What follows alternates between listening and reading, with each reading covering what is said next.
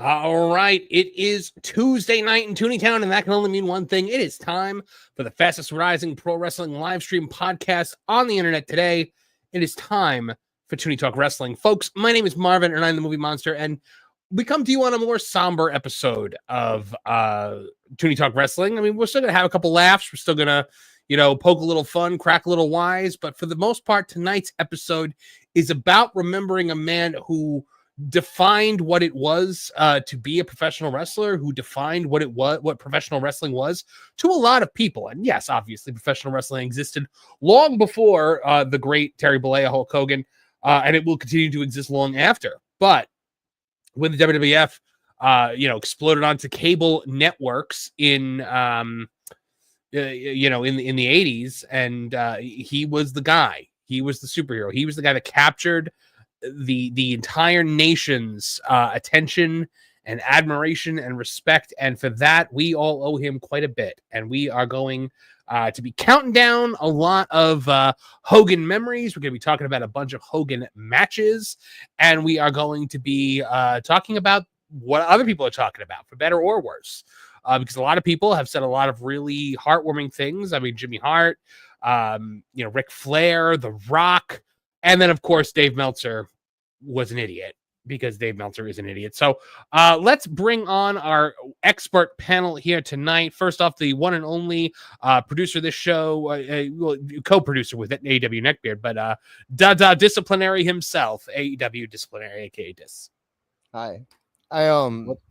Before we went on, Awful was like, maybe we shouldn't do the intros and just bring us on right away. And I said, no, don't do that. And the reason was because I thought I might get choked up during the intro, and I did get choked up during the intro. So, well, I've done my job well. You didn't. No, I'm awful. It got me choked up. Oh, I thought it was my words that got you looking like I was regaining my composure after the thing. Right. So I couldn't really, yeah, that makes sense. Yeah. That makes sense. All right. Well, Awful Wrestling is also here. He made that wonderful intro. Thank you very much, Awful. Appreciate it, guys. Thank you. Pleasure to be here again tonight. I am foregoing the typical intro videos and stuff like that, just because we're being a little bit more serious, at least in the beginning of the show. There will be time for the yucks later, I'm sure. But that being said, also have to bring into the show, just got here in the backstage area, the one and only Mr. Kevin Apollo. What's up, boys? How we doing? Kevin Apollo, fresh off the debut of your new show, Late Night with Lauren and Apollo, from Friday night on the WW Pro channel. I was there for the first episode. Fantastic episode. I had such a great time, and you guys are doing it again tonight at 11 p.m. Are you coming tonight, or are we leaving on Fridays? I wasn't sure if I was invited tonight, so nobody asked me. But I would let me see how I feel by the end of this show and what I have left to do. If not, then I'm definitely down for Friday.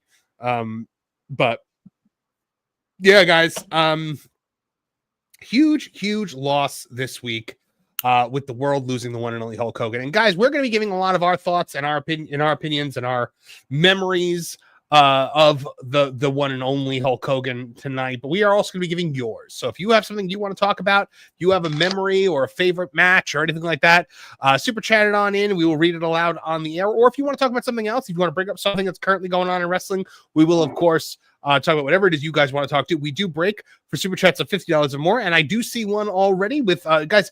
StreamYard is doing a weird thing today where it's actually bringing up your YouTube username instead of your name, but I do know that this $100 comes to us from Regina Sharp, who says, I understand Hogan's first words to the Grim Reaper when he showed up were, "This doesn't work for me, brother." Honestly, I never liked Hogan much. I was a Piper and Heenan fan, but I'm going to miss him, if for no other reason than a dog got thrown into the lake. Yes, indeed. And for you, Regina, we will play that clip. Sorry, Lisa.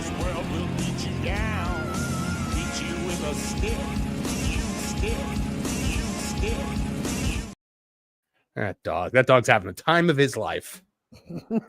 That's what I like to say. And Regina also says, and for the record, Glum Gold. Now it feels like Tooney Talk Wrestling. Hey, we just caught that episode of DuckTales yesterday. Oh, did you? Yeah, we did. So The Duke Baloney episode. I finally get the joke now. So You finally get the Duke Baloney. You know, the cool thing about that is that the reason why Duke Baloney is South African is in the original DuckTales, Glomgold was South African and not Scottish. Oh, okay. In the original comic books, not in the original DuckTales. The original Right. DuckTales made him Scottish. Because I'm Flintheart Glomgold, and I always will be!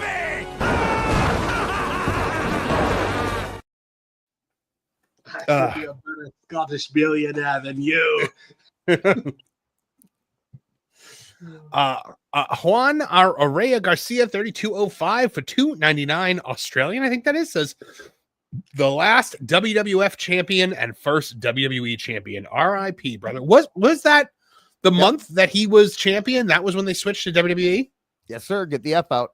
That's when it happened. I did not realize that. They happened in that because it was only a month, right? Like between when he won it from Tripp and then lost to Undertaker. Yep. And I was there Yeah. at that. Yeah, I was there at that Backlash to watch him beat Triple H, and the crowd was insane that night. It was the worst night of my life. An interesting decision was made. Did you ever read that in Tripp's book? Yeah. Like he made that workout book that was also kind of an autobiography. And the only thing I remember from it was him griping about then an interesting decision was made. Yeah, and it turned out for the better. Sorry, Triple H. Let me tell you something. No nostalgia run has ever been handled better than Hulk Hogan's in the 2000s. It was handled pitch perfectly because you brought him in, you had the match with The Rock, you brought him back, you had the big moments where he came out in the red and yellow again, he came out to Real American again, you had the match with Vince, you gave him a last world title run, and it was perfect. You put over guys on the way out.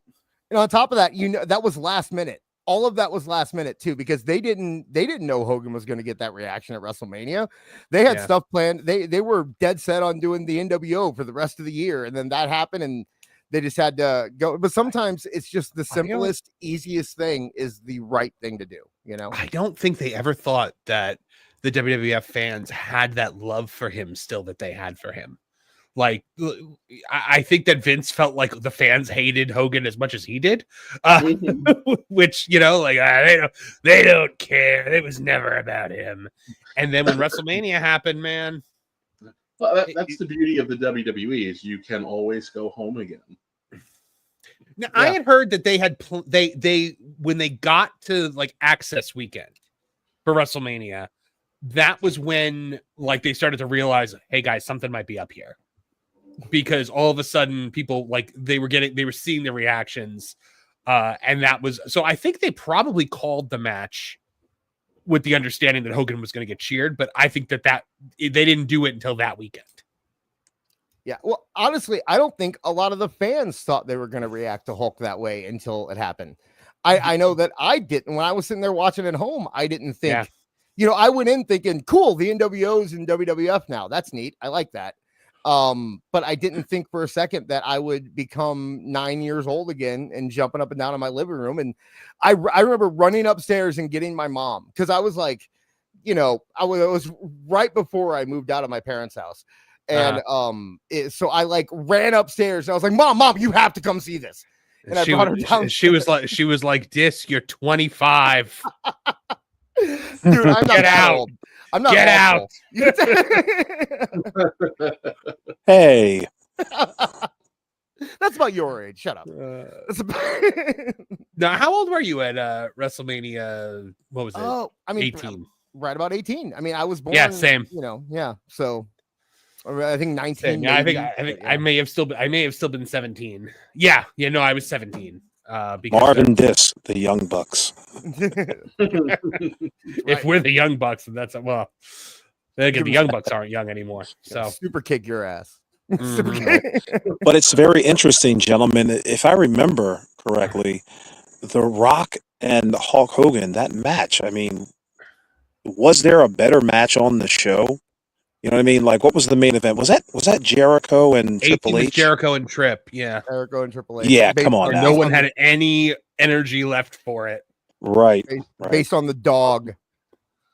Also, one of now the the worst story that's ever. been the story that's been told, Lucy Hurst Helmsley, because Jericho's a murderer. She killed my dog. Lucy! Lucy! The murder of Lucy Hurst Helmsley. But the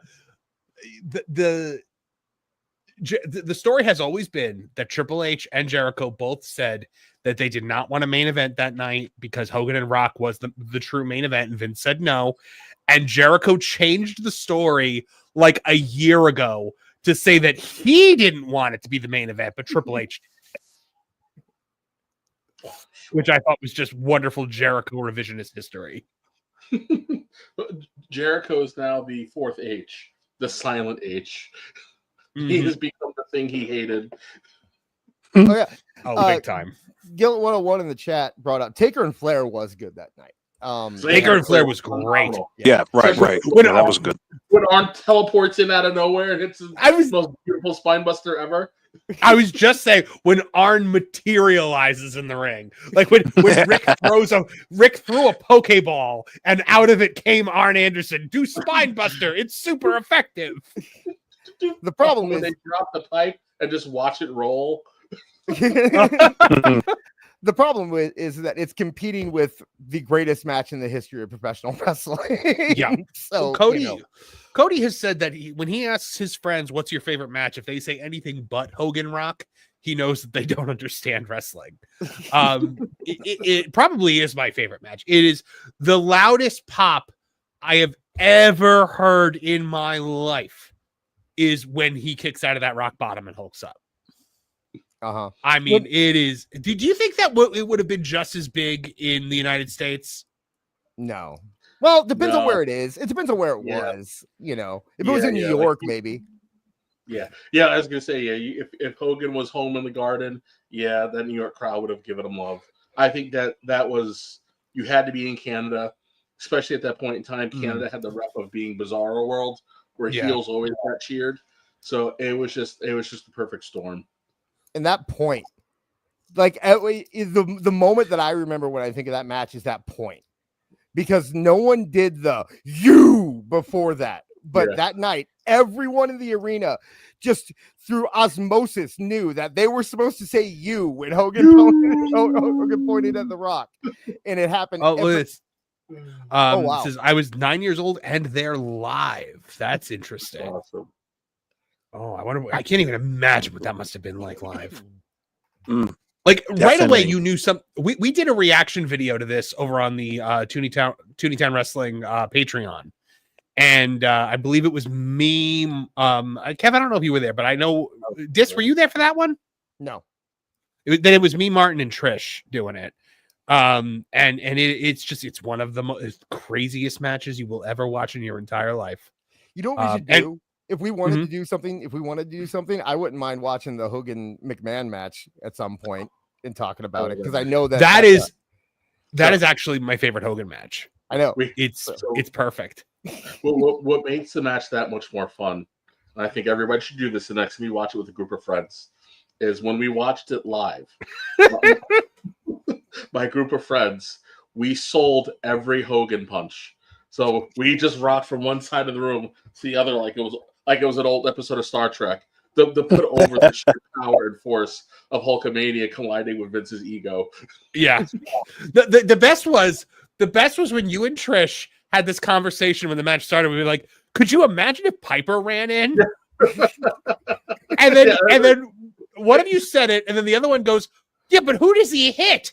And then you came to the understanding that even if he hits both, he hits Hogan first, just so Hogan can't escape.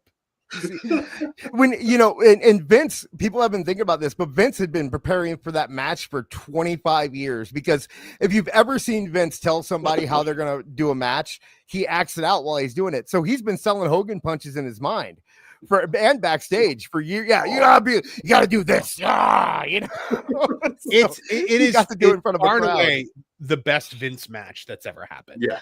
Yes. And I love how massive Vince got for that, because he was obsessed with being bigger than Hogan for that match. Bigger than Hulkamania. We can't fit any more into your body, sir. It just won't move. The needles are bending. Yeah. This was Kylo Ren. Do you agree though that something weird happened, that Hogan may have that doesn't work for me, brother and me? That ending, because like the stipulation is if Hogan loses, he's fired, and then Hogan wins, and then on SmackDown the next week Vince fires him anyway. Well, you know the story. Was this the limo driver's check? Yeah. That's why Hogan was gone for a few weeks. Yeah. Oh, God bless the Hulkster. Oh, look, Always Travis works. Pendergast saying I was at WrestleMania 19 live. That's pretty cool. Right? Nice. You And know yes, what it the was, people gentlemen? in the It was chat it was the camera angles in that match. Like the cinematography in the Vince Hogan match was Oh. phenomenal. Yeah, well, so for some reason, good thing Kevin Dunn. never did. Yeah, Kevin Dunn actually put effort into that one. He actually better left had- the floor. Yeah. You and Kumia, by the way, for $4.99 says yo ho and glom gold.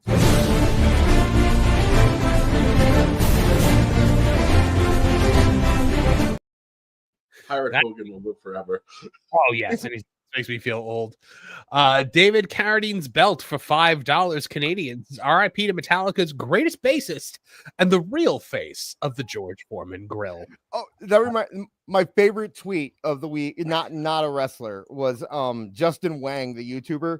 He said that Ozzy got to heaven and said he needed a bassist for his band. So I saw that. love that one. Oh my goodness. All right, let's see. Not Zack Ryder for $19.99 saying, looking forward to what you have to say about Hogan. I became a fan as a kid when he teamed up with my favorite wrestler, Shawn Michaels, in 2005. Also, Santa with Muscles is a guilty pleasure movie of mine.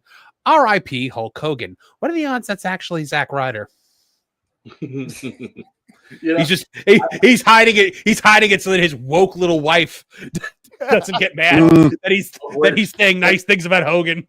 boy, did she learn a hard lesson this weekend. Oh, she quickly became one of my least favorite people in wrestling this week. Her and Joey Swole too. The Joey Swole guy. Do you see that? I saw that. This is why you don't bow. It's why you don't apologize to these people.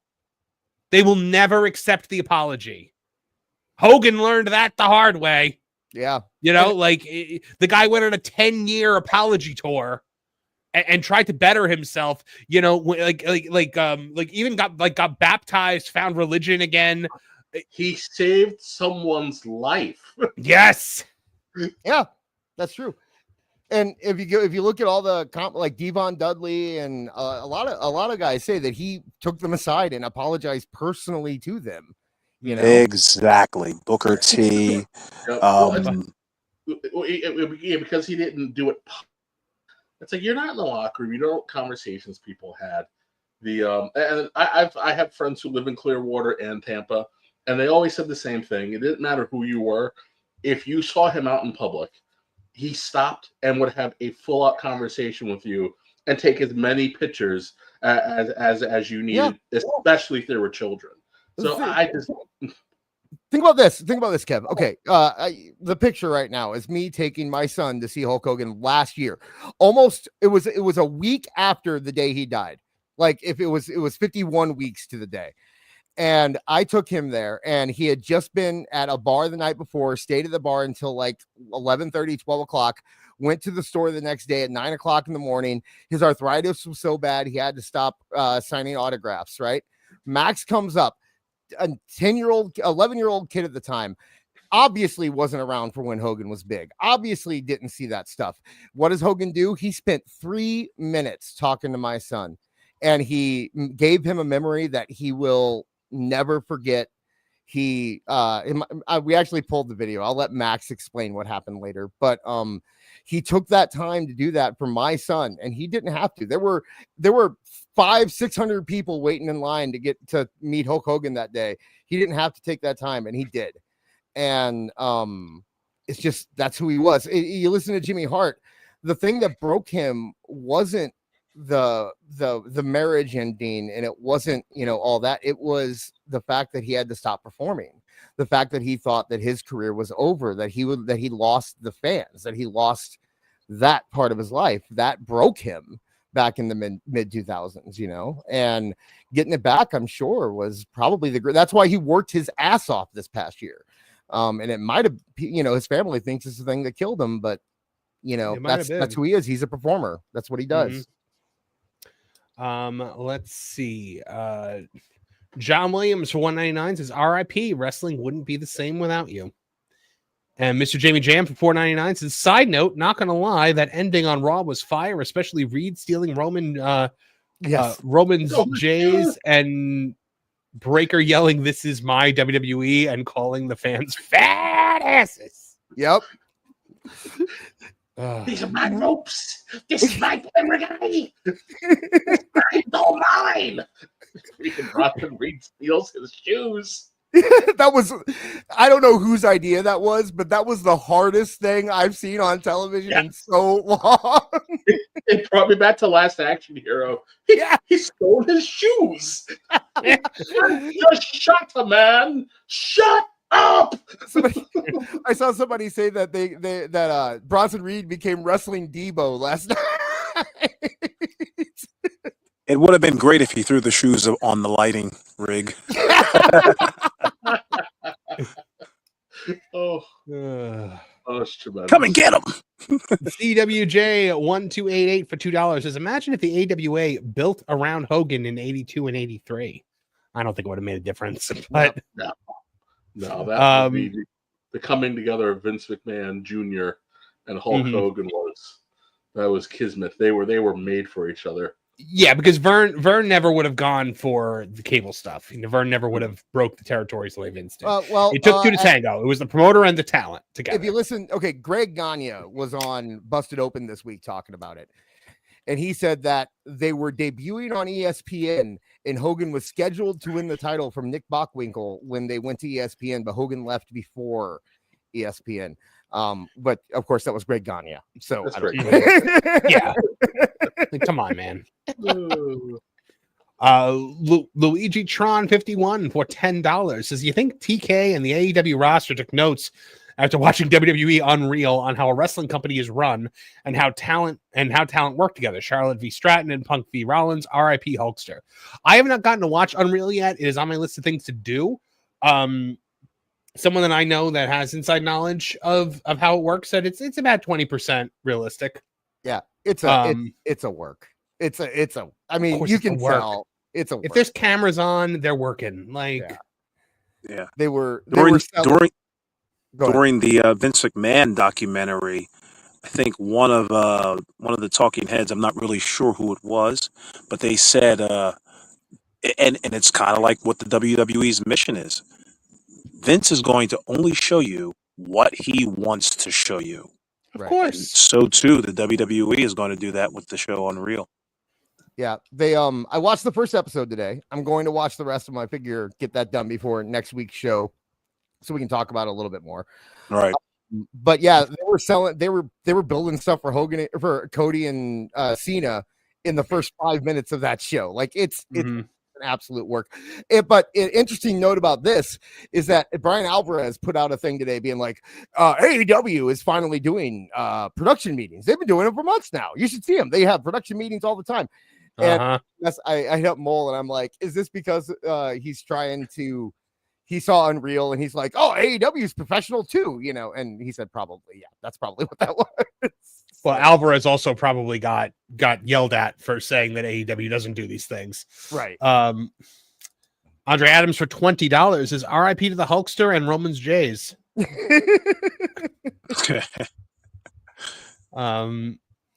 LK8181 for $5 says, go back and watch the Sheik match, a 6-minute match, no insane stunts, and the crowd was electric and exploded. Every wrestler should study it. Yeah, I agree. I watched that match actually the other day, and I watched some of his Japan stuff as well, which, you know, Hogan crossed the Pacific, and then all of a sudden he was like Kurt Angle out there, like with all He the put on holes his and working reversals. boots, didn't he?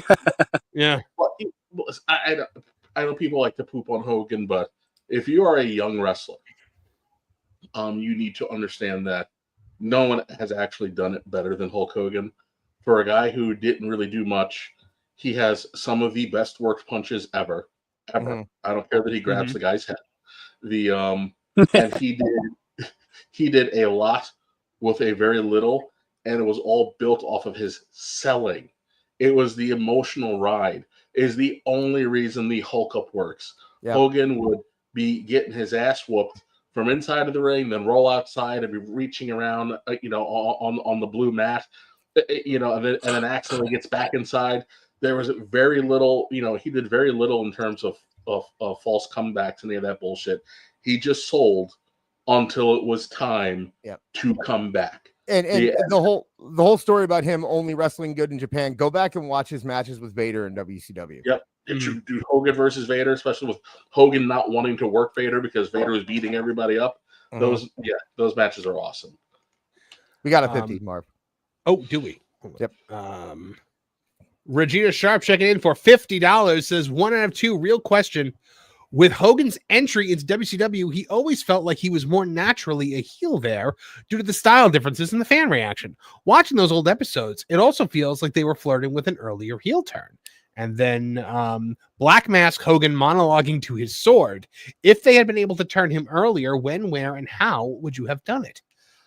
Honestly, Regina, I don't think there was a better time to do it than when they actually did it. The Dungeon of Doom weird sword Hogan, I hated that Hogan. Kevin Sullivan actually talked about it.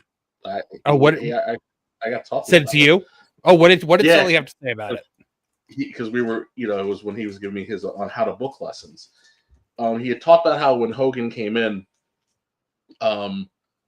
it's not that he wasn't over, but the mystique was different because the style of wrestling that the WCW fans were accustomed to was not anything Hogan did. So he made the Dungeon of Doom a little more cartoonish because a bunch of the guys weren't being used on the roster. Then Hulk brings in a couple of his friends. They don't know what to really do with him, but he was like, well, Hogan got over, like Hogan's entire run, with the exception of 1 or 2 people, was fighting giant monsters. That's all he did. He was so big he had to fight the giant monster. So he decided to throw all the monsters together and then throw him at Hogan at the same time.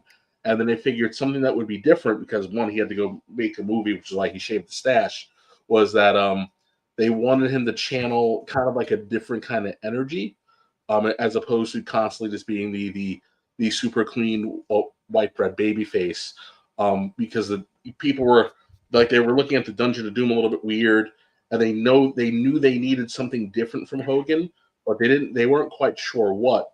So Sullivan had the idea to have the stress of having to fight the Taskmaster, and in keeping with Sullivan's gimmick, the stress and angst of having to fight the Taskmaster, Hogan realized that he has to go darker in order to fight the evil.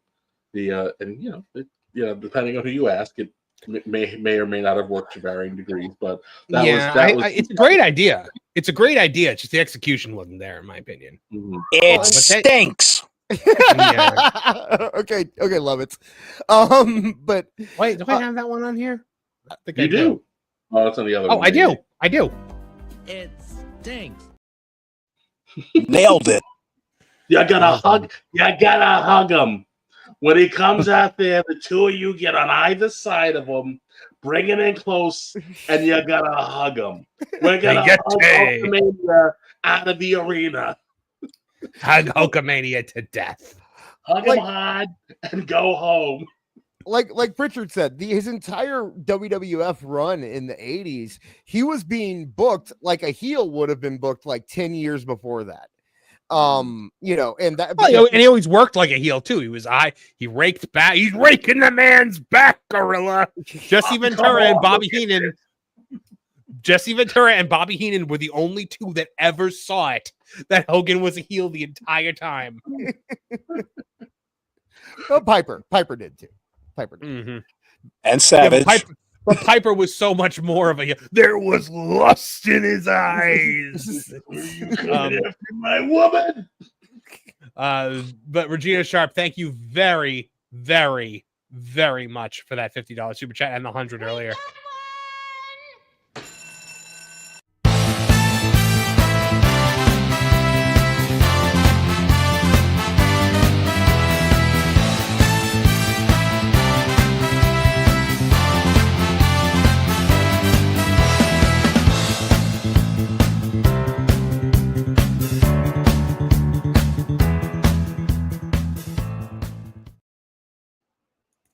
All right. And one more super chat before we take a break from the super chats and get into talking about some additional stuff. That Black Bear, Kevin, your greatest nemesis, showing that he knows nothing about you, saying, surprise, you're giving Hogan his props, Kev, after his comments.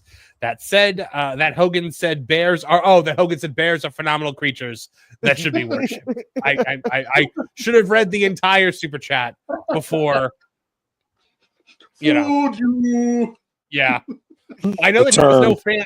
I know that he was no fan of Yetis, but or sharks, brother.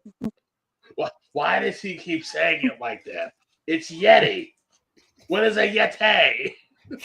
Did Sullivan say that to you? No, but I can hear it. I don't understand why Tony Schiavone kept saying Yeti. Oh my goodness. All right, guys. So let's just check out some heartfelt reactions to the Hulkster's passing.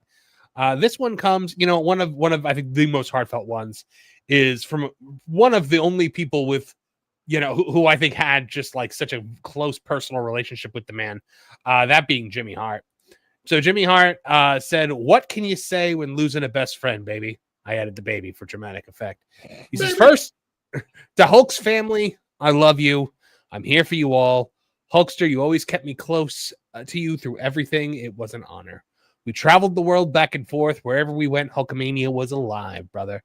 The fans always came out and we loved every minute of it. You made more people smile than I'll ever be able to count. Those are the memories I'll cherish forever. Thank you for a 4-decade ride. I will keep the megaphone going. Red and yellow will live on. Legends never die, baby.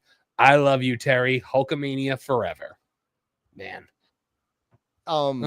Jimmy Hart. Do you remember? Okay, so everyone remembers WrestleMania 9 for the obvious Hulk Hogan coming out and doing the thing with Bret Hart. But the storyline leading into WrestleMania 9, I was totally invested in that, with Brutus coming back. And them taking him out with after his face surgery, and then Jimmy Hart turning. Jimmy Hart turned, like, the idea of Jimmy Hart being a good guy was insane when I was 10 years old. It made no sense to me, but then Jimmy Hart and Hogan and the whole, it was a great feeling going into WrestleMania 9. I mean, the ending of WrestleMania 9, you can argue about, but I was really invested in the whole Hogan Beefcake versus Money Inc. thing back then. Big time. You know what? The ending of WrestleMania 9 gets a lot of probably well-deserved, criticism levied at it. But I watched that because I watched a video today. It was like every time Hogan ever won a world title. And when he gets in that ring, the crowd erupts. Yeah, absolutely. Well, so the problem is that the history's been rewritten by Meltzer, and for a few years there it was by WWE while they were trying to they weren't on good terms with Hogan. Right. And they made it seem like his return wasn't really doing it, wasn't really picking up steam. But Hogan would suck up the energy every time he came out. There was it was unavoidable at that time. And I loved Bret Hart, but the only reason that wasn't more apparent that that's what everyone thought is because Raw was being taped in Manhattan every week, where you had these people who were kind of half and half and tried to be too smart for their own good. But if you went to a show or you saw a paper, anything around, the people were still rabid about Hogan. So having Bret Hart be your champion when Hogan is there is probably more of a disservice to Hart than anything. Because also let's be real for a second here. Bret Hart was champion leading into that, and then Bret Hart became champion again, a year later. Right. And business wasn't good. The company almost went under with Bret as champion. And I say it all the time. That Bret Hart, the thing with Bret is every time he becomes world champion, a company suffers terrible hardship. Yeah. It happened in WWF and it happened in WCW. So it was done terribly. The idea that Hogan just ran out and asked for the shot is awful. Hogan doesn't ask for it. Fuji challenges him. That's right. And Bret says, go. Yeah. He was actually saying, get away from me. Don't touch me. Social distancing. And yes, I agree with the chat. Diesel was the worst WWF champion, but definitely the lowest drawing. Speaking of Diesel, Kevin Nash, for the people that want to go after Hulk Hogan for doing this or that, you know what? How about fuck you, man? He's dead. How about his kids, man? Can you just lay off the man? Ain't nothing going to change now. It's sensationalism. It's I never liked him anyway. Who gives a fuck? Think about his kids. Think about his friends and his family. And if you don't have anything good to say, shut the fuck up. Love Kevin. Longfellow couldn't have said it any better. There have been 3 people in this world that when they died, I was like, good. Osama bin Laden, Saddam Hussein, and Fred Phelps, who was the head of the Westboro Baptist Church, who protested at the funerals of soldiers. Mm-hmm. Those are the only 3. And even then, I wasn't like, hooray, out in public. Isn't it so strange how the compassionate people that think they're on the right side of history all the time are just the cruelest motherfuckers on the planet who are just cheering for people to die or for people to unalive themselves. Like, mm-hmm. I think that is absolutely disgusting. I can't stand it. Guys, if you don't like what he said, you are 100% entitled to that opinion. I would point out that the guy tried everything in his power to make it right. And up to and including finding God and being baptized 18 months ago. Like he was really trying to turn his life around. And we have to believe that people can change. Yes, I agree. If you can't allow someone the ability to change, then what is the whole point of any of this? You're right. What's the whole point of calling people out? What's the whole point of canceling people? Or if we can't allow for change, if we can't allow for growth as a human being, then why do we do it? Well, I mean, they're holding Nick, his son. They're holding Nick to something he did when he was 18, 19 years old. And they act like he did it on purpose. Like the kid got in a car accident. Right. And let's think about right. And this is stuff that happened in, I want to say 2007, 2008 is when all of the controversial statements were made. This was when Hulk Hogan, his wife was divorcing him. His show was canceled. He was told he can never wrestle. What's that? Yeah. And his show was canceled. I said she divorced him for a child. Yeah. Mm-hmm. His show was canceled. By the way, this was also after years of her trying to get him to wrestle again, despite the fact that he couldn't wrestle anymore. Linda was trying to push him back in the ring. Yeah. Yeah. That's she was trying to get him. She wanted him. Oh, sorry. No. So he lost. So he lost everything he had known, and he had a friend who was a terrible person. I think we can all agree that Bubba the Love Sponge is a shitty person, right? I'm about to say he is a terrible person. And I love Piers Morgan, but shame on him for his Hulk Hogan panel this week, because it was Vince Russo and Bubba the Love Stooge. And Bubba had just gotten his. Go ahead, Cap. What were you gonna say?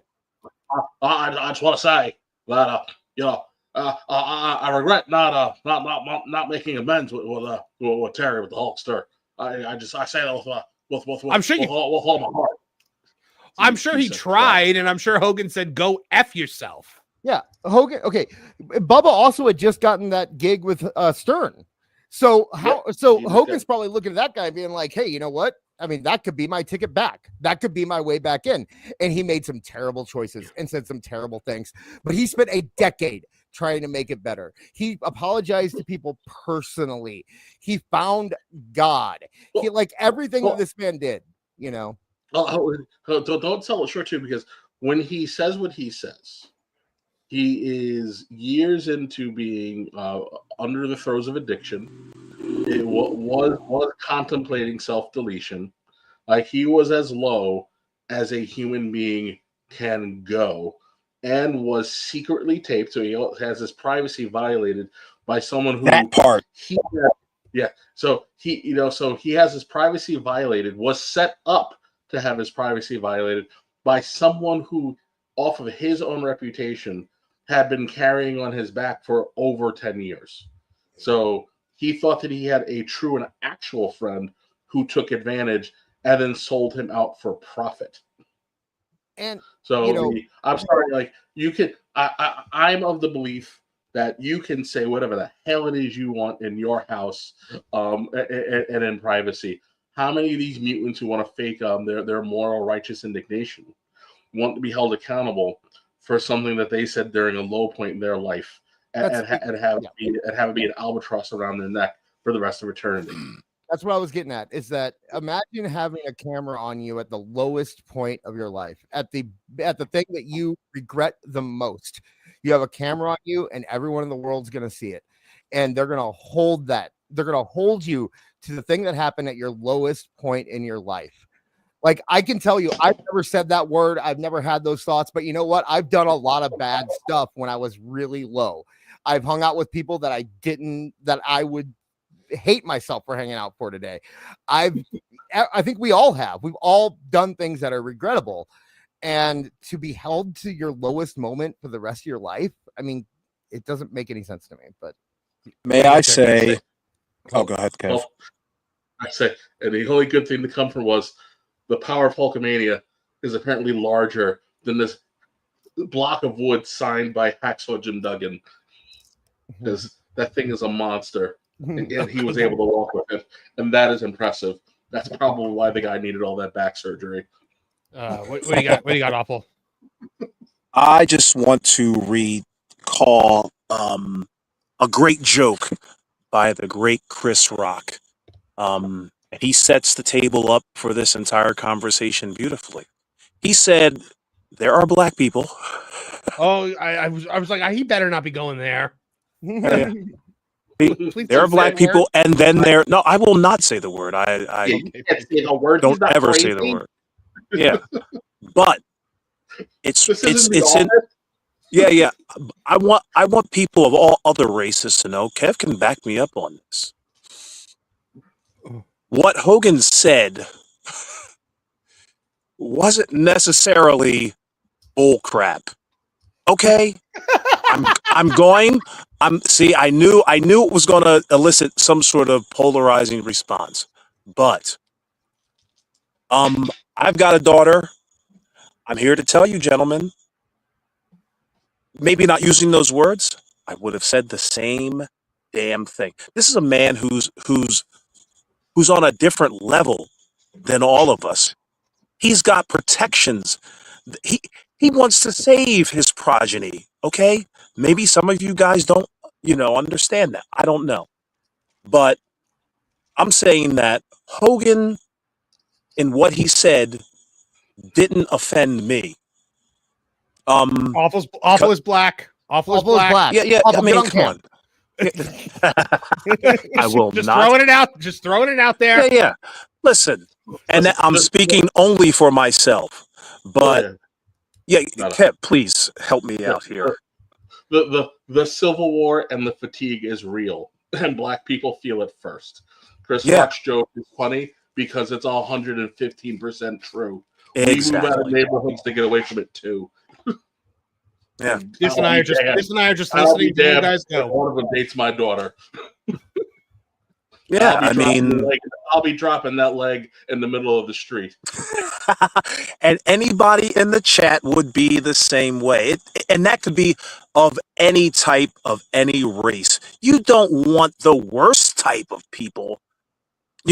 being involved with your family? You want the best type of people, no matter what race they are, but you want them to be of a certain type. You want them to be upstanding. You want them to be. Go, please. I'll help you. To quote the late great TLC, even though only one of them is gone, nobody wants no scrubs. Period. Dun, dun, dun, dun, dun, dun, dun. Dick, do you have anything to add to this conversation? Because I don't. What? I'm sorry. I didn't mean to take it there. I have lots of black friends. Yeah. Two of them here, right now. The two guys that have just been talking who are black. Far enough away to be friends.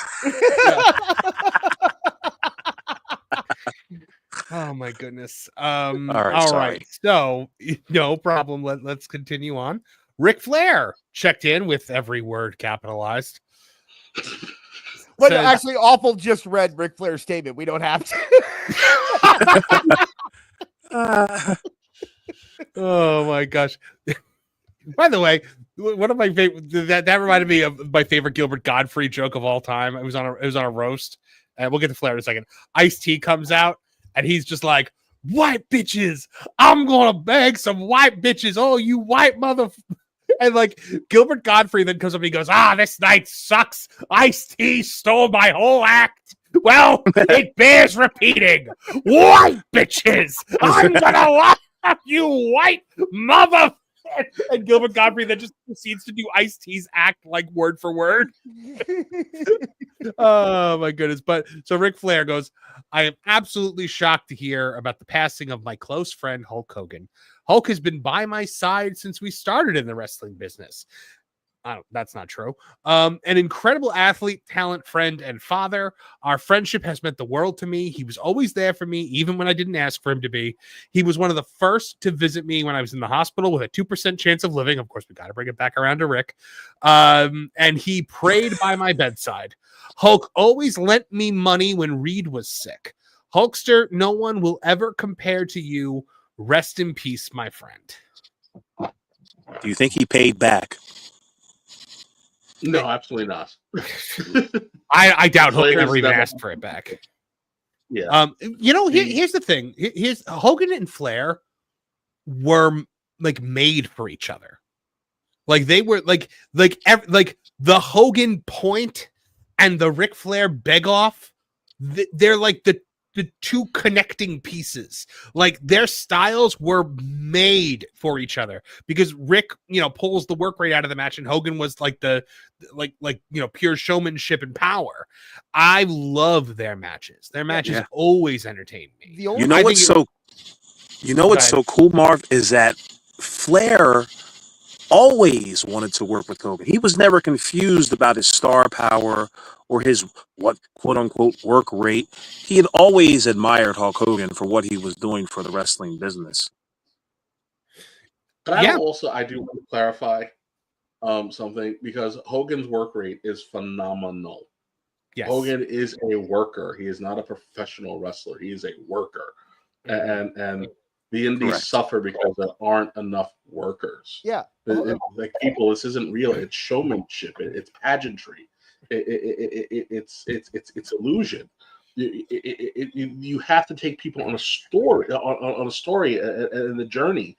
This doing 4 billion moves and not getting a pop, or these idiots who drop themselves on their heads from the top rope in front of 20 people. There's a reason there's only 20 people in there. It's because you are not a worker. You are a monkey who wants to be a wrestler. I think one of the biggest mistakes that WWF ever made was not pulling the trigger on Hogan and Flair at WrestleMania 8. I don't know why. I still to this day, because I've heard the story 8 million times, but I don't understand why they didn't go for it. Why? Because Vince got the yips. Vince got. I guarantee you, Vince got the yips. Vince loved Flair, so he didn't want to have Flair lose. But Vince also didn't want to have Flair go over Hogan, because he wouldn't have wanted the WWE to look like it was lesser than. Look, Flair lost anyway. He lost to Savage. Flair lost to Savage, but it's been a little different. But that's why it wasn't. You didn't want to. Vince, I guess, maybe at the time felt like he had a Sophie's choice, and it was easier to go with 1B than 1A because 1A was still head and shoulders above 1B. And not to take away from the excellence that was Randy Savage, but it was Hulk Hogan all the way up here and Randy Savage a little below, but still miles away from where Hulk Hogan was. Right. If Macho Man had been just a little bigger physically, he would have been up there. I don't know if that was. I don't know. Hulk Hogan is the guy was 6'7", which means in his boots, that means he's 6'8", maybe even 6'8.5". So for all intents and purposes, he's a giant. The only person to be more athletic at that size is the Undertaker. The Undertaker is the greatest big man of all time. Or actually maybe the most athletic big man of all time. But I would say the Giant in his early years was way too athletic for his own good. Yes, but that was the vim and vigor of being 20. So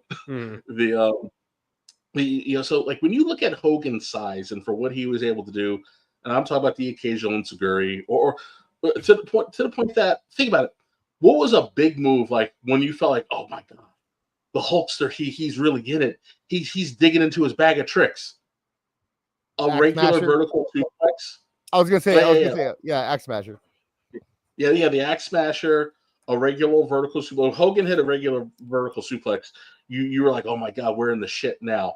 And then when Hogan would occasionally do the thing because he would link it, you were like, oh my god. It was like watching Flair Steamboat if you were watching a Hogan match. So like I say, like, people need to stop sleeping on just how effective a performer he was. It's at the end of the day, pro wrestling comes down to people are paying to see you do certain things, and Hogan knocked it down to pointing a big boot and dropping a leg, and he made lots of people hundreds of millions of dollars across the planet. It was I remember because I watched it probably 100 times. I had the VHS tape of WrestleMania 7. And excuse me, Hogan Slaughter, underrated match, by the way. Underrated match. And I remember when Hogan like threw a drop kick, and they were, this is the Hulk Hogan of the 90s because he threw a drop kick. And I'm Regis Philbin for some reason. Oh, you remember that? When everything was this is the wrestler of the 90s. All right, thanks. Let's see. The Rock wrote a book. The Rock wrote, Rest in Peace, Terry Bollea, a.k.a. the Immortal Hulk Hogan. To millions of little kids, you were a childhood hero, myself included. In 1984, I gave you your Hulkster headband back in the locker room in Madison Square Garden. I was the lucky kid who caught it when you threw it into the crowd.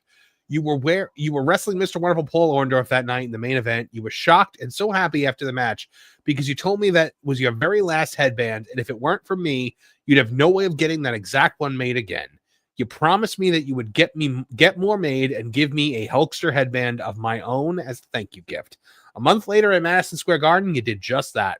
You kept your word with a handshake and a thanks, kid, and that meant the world to that little 12-year-old boy. Just 17 years later, and still a kid at the age of 29 years old, I'm standing in the middle of the ring and facing you, one of my wrestling heroes, in the main event of WrestleMania. The match was to decide who would go down in history as the greatest of all time. When you kicked out of my rock bottom finisher, just listen and feel that crowd go electric. All for you. I've never felt like that in my entire wrestling career. It takes two to tango, but that historic crowd reaction was all for you.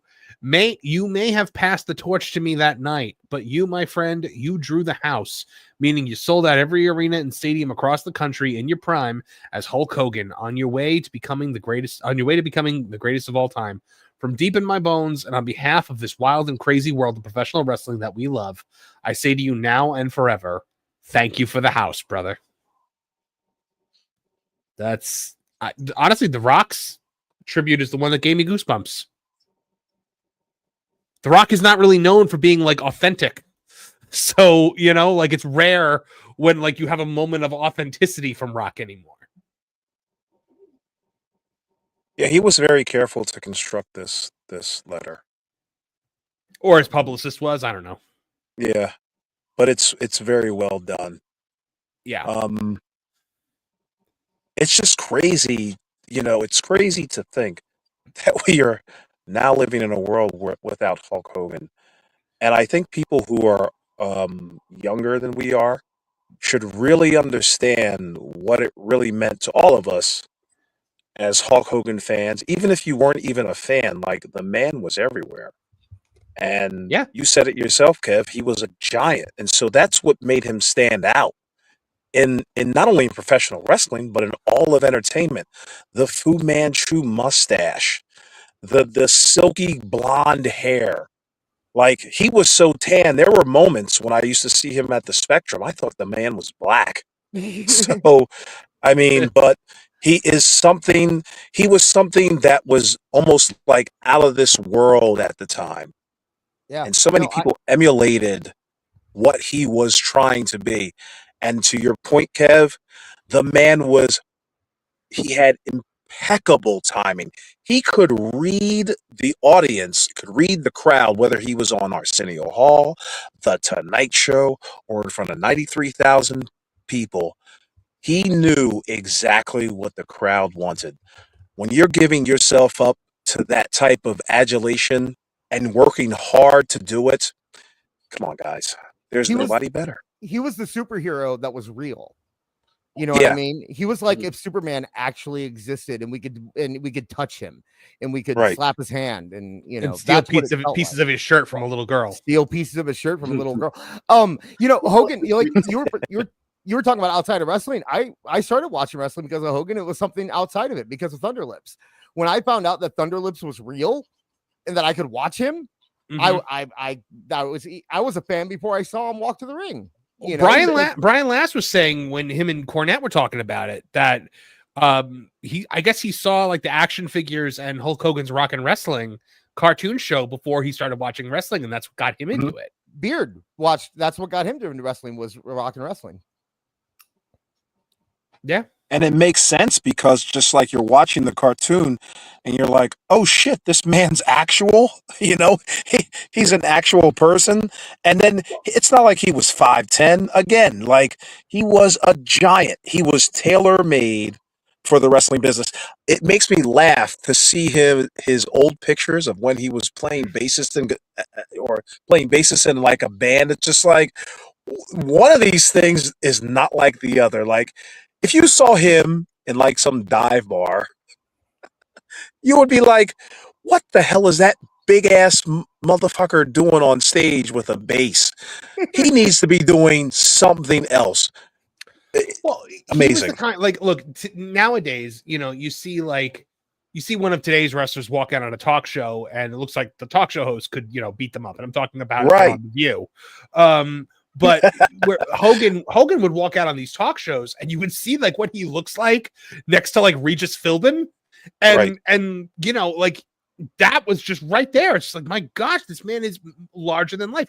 You realize how big Hogan is when you watch Rocky 3. Yeah. And because Stallone looks big in that movie, but when you see Stallone stand next to Hogan, I mean, he's dwarfed. And props to Stallone, by the way, letting that happen. Stallone, being who he was, could have very well stood on a milk crate. But back in the days when action stars actually were confident in themselves and were actual real men, not like The Rock and Vin Diesel having to count how many punches they throw in a movie. Jesus, that was hopefully The Rock. That was The Rock and Jason Statham. But the other thing people don't realize too about the importance of Hulk Hogan and why he became so ingrained with Americana is, when you're coming out of the 70s, Vietnam War was very emotional. The country's in a really bad place. We treated our vets horribly. You have roughly 2 decades of war. People were, you lost a lot of very important figures during that period of time, and then you go straight into the fall of Iran. The country's self-esteem was virtually non-existent. Reagan comes along and says, "Hey, we can do it better," but entertainment wasn't quite there yet. Because again, it takes a few years for it to catch up with everybody else. And then Hulk Hogan shows up. He drops the leg on the Sheik, and all of a sudden it's, "Hey, I'm an American. I'm not only am I American, I'm proud to be an American. I'm bigger than everybody. I'm stronger than everybody. I'm faster than everybody because I'm American. Say your prayers, eat your vitamins." He's espousing the ideals of what Americana is, and it's done in a relatable way. And he helped make it be exciting to be an American again. So as people started feeling better, your patriotism and Hulkamania start running a parallel course, throughout the 80s, and he was extremely important. He was extremely important. You also can't undersell, very similar to jeans, Levi jeans, and McDonald's. His impact on pop culture, played a large role in the changing of the tide when it comes to things like the Cold War. Like the man is an icon for a reason. It's that you can't really undersell his importance to modern American history, even inside of the facet of entertainment. Oh yeah, because in the 70s, that time of entertainment, it was very dour. There were a lot of movies that had like tragic endings. Yep. And go ahead. No, you're fine. Finish your thought. Yeah, it was just like you said, when Reagan came into office, people wanted that change. They were tired. They were fatigued of all the, anti-American sentiment. And it's just so wild because I was thinking while Kev was talking, it's so crazy how they used with Hulk Hogan. Like, remember he used to be in like white and blue for a while, but then it's almost like they consciously chose yellow and red, two excitable colors that are attractive to people. It brings people in, and it's just like, wow. I mean, Kismet. It's also a color scheme nobody else was really using at the time. I mean, like exactly. See, like Tony Atlas on like Mid-South or something like that might have worn like yellow trunks or something like that, but you didn't see a lot of guys wearing yellow. Flair occasionally would, right? But when he made the red and yellow became his thing, I mean that became part of the brand, and to the point like where you see when he's wearing like the blue or the white or the black. It almost it's off-putting, strange. Yeah, well, until he becomes Hollywood Hogan. Yeah, but the 100%.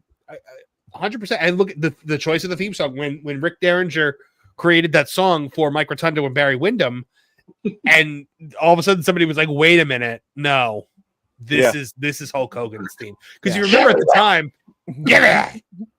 at the time, Hogan's theme music was, if you listen to the wrestling album, they have Hulk Hogan, they have Real American on there. But they also have the Hulk Hogan theme with the dun dun dun dun dun dun dun dun dun Hulk. Yeah. Oh, yeah. You watched some of the shows. Remember when I used to come out to it whenever I had a flag match? I think people get caught up in his like movie career, and they look at that and they think, oh, he was just trying to be Stallone and he was trying to be Schwarzenegger and he never got there. Just because Hogan didn't succeed in their line of work doesn't make him any less important to pop culture at that time. If you came up in the 80s, it was Michael Jackson and it was Hulk Hogan, and they were that's why so many people have such a strong reaction to this. It's just because even if you didn't like wrestling, you knew what Hulk Hogan was. Everybody. He was. Oh, sorry. No, you're fine. And it was also you had you already had a Stallone, you already had a Schwarzenegger. It was the fact that Hogan was so iconic at what he did that people had no interest in seeing him play anyone but Hulk Hogan. Right. There was no interest in seeing him do anything but drop the leg. Yep. Sorry. No, go ahead. excitable. Also too though, he was everywhere. He was on every TV set, on every show imaginable. He was constantly on talk shows. He pops up on soap operas from time to time. Because apparently he watched them because it was the only thing on during the day when they would be sitting in the arena. But the guy was actually everywhere. He was everywhere. And so you couldn't help but come across Hulk Hogan at some point in time on your television set. During the pretty much the entirety of the 80s, and even when you think about it, even the beginning of the 90s, so it's just he with was the branching out of the shows and all that. Yeah. Again, very similar to Michael Jackson. He took up an incredible amount of oxygen in the entertainment space. So did it probably hurt his movie career? But guess what? There are a lot more Hogan movies out there than people actually realize too. That man was cranking out direct to DVD or direct to home video movies like you wouldn't believe. I just watched 2 crappy ones on Tubi. Had boobs and everything. Shannon Tweed, right? We got to get some super chats, guys, because we've been ignoring our audience for too long. You and Kumia for 199 says nothing beats Hogan Andre at WrestleMania 3. I think that is one of the greatest matches of all time. I love that match. It tells a phenomenal story. I know Meltzer, gave it like a star or something like that. Like he hates it, but that should just show you that the match is good. The match is good. It was a hip toss. Dude, nothing's beating that match because that was a Heenan thing. You know what Meltzer forgets about that match? The build up to the match. It was phenomenal.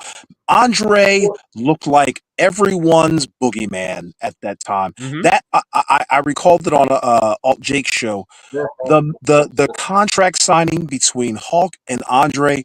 Everybody needs to watch that promo. The stare down. Hogan, if you're gonna sign it, just sign it.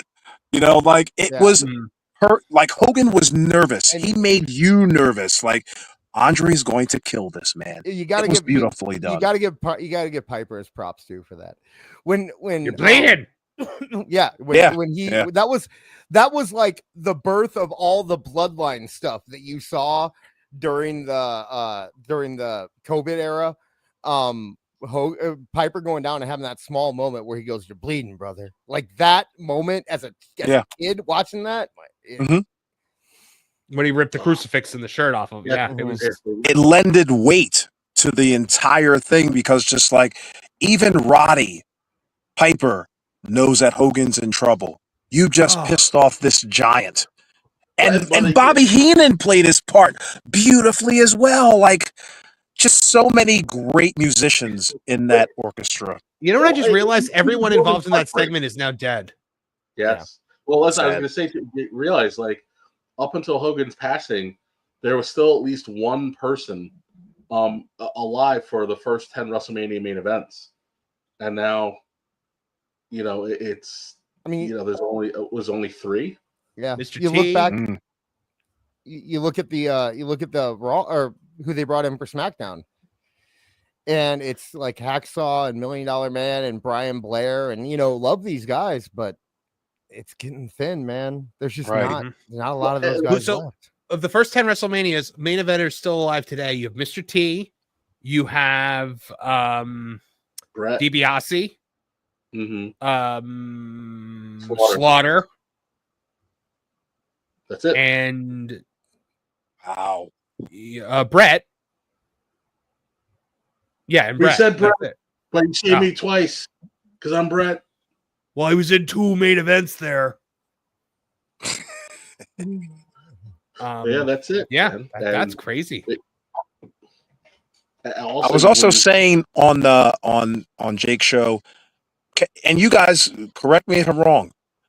There is no better looking house ever in professional wrestling than the Pontiac Silverdome that night. Oh yeah.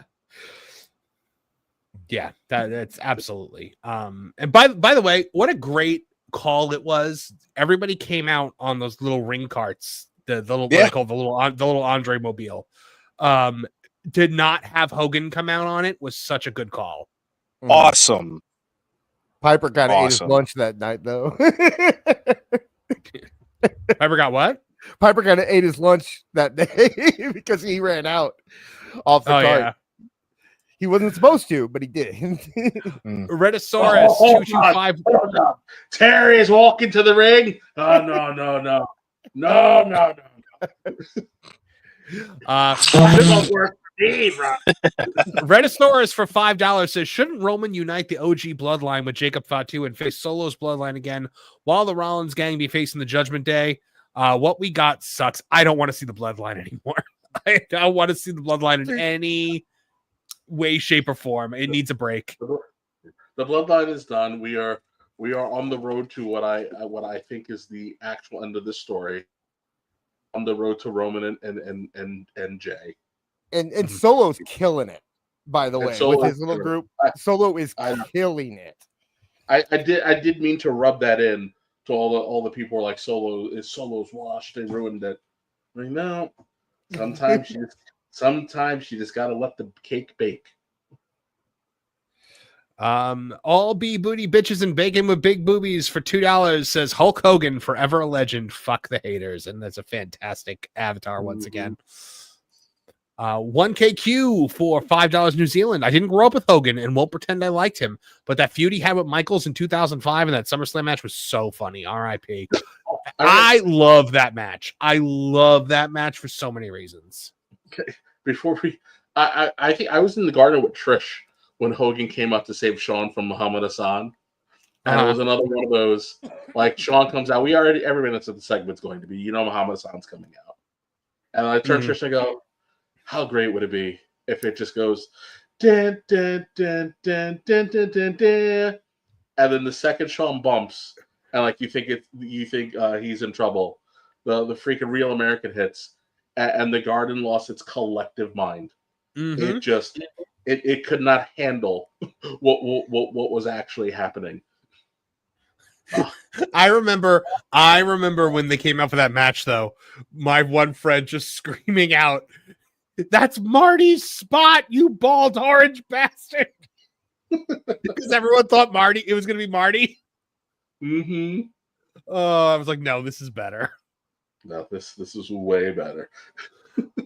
CM541975 for $20 says, my Hogan moment live at WrestleMania 3 with my dad and uncle. Nice. Slamming that stinky giant. I was 7 and it was a spectacle.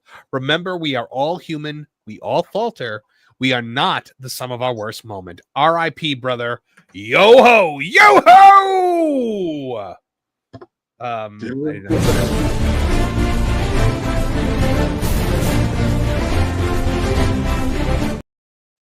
been trying to find of the Joker. The timing was a little off, brother. I've been trying to find the clip of the Joker from the '66 Batman screaming "Yo ho," and I can't find it anywhere. Forever Runner for $1.99 says, not a fan of Hogan at all, but RIP to the Hulkster. See, you don't have to be a fan of the person just to be a decent human being.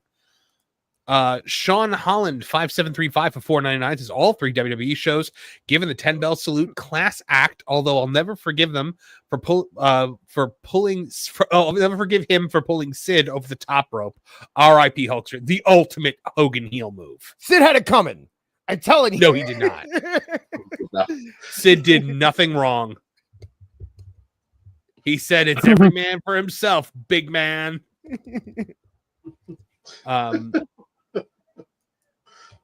BPE checking in with the BPE special with $20 and no message. Well, thank you very much, BPE. We appreciate you.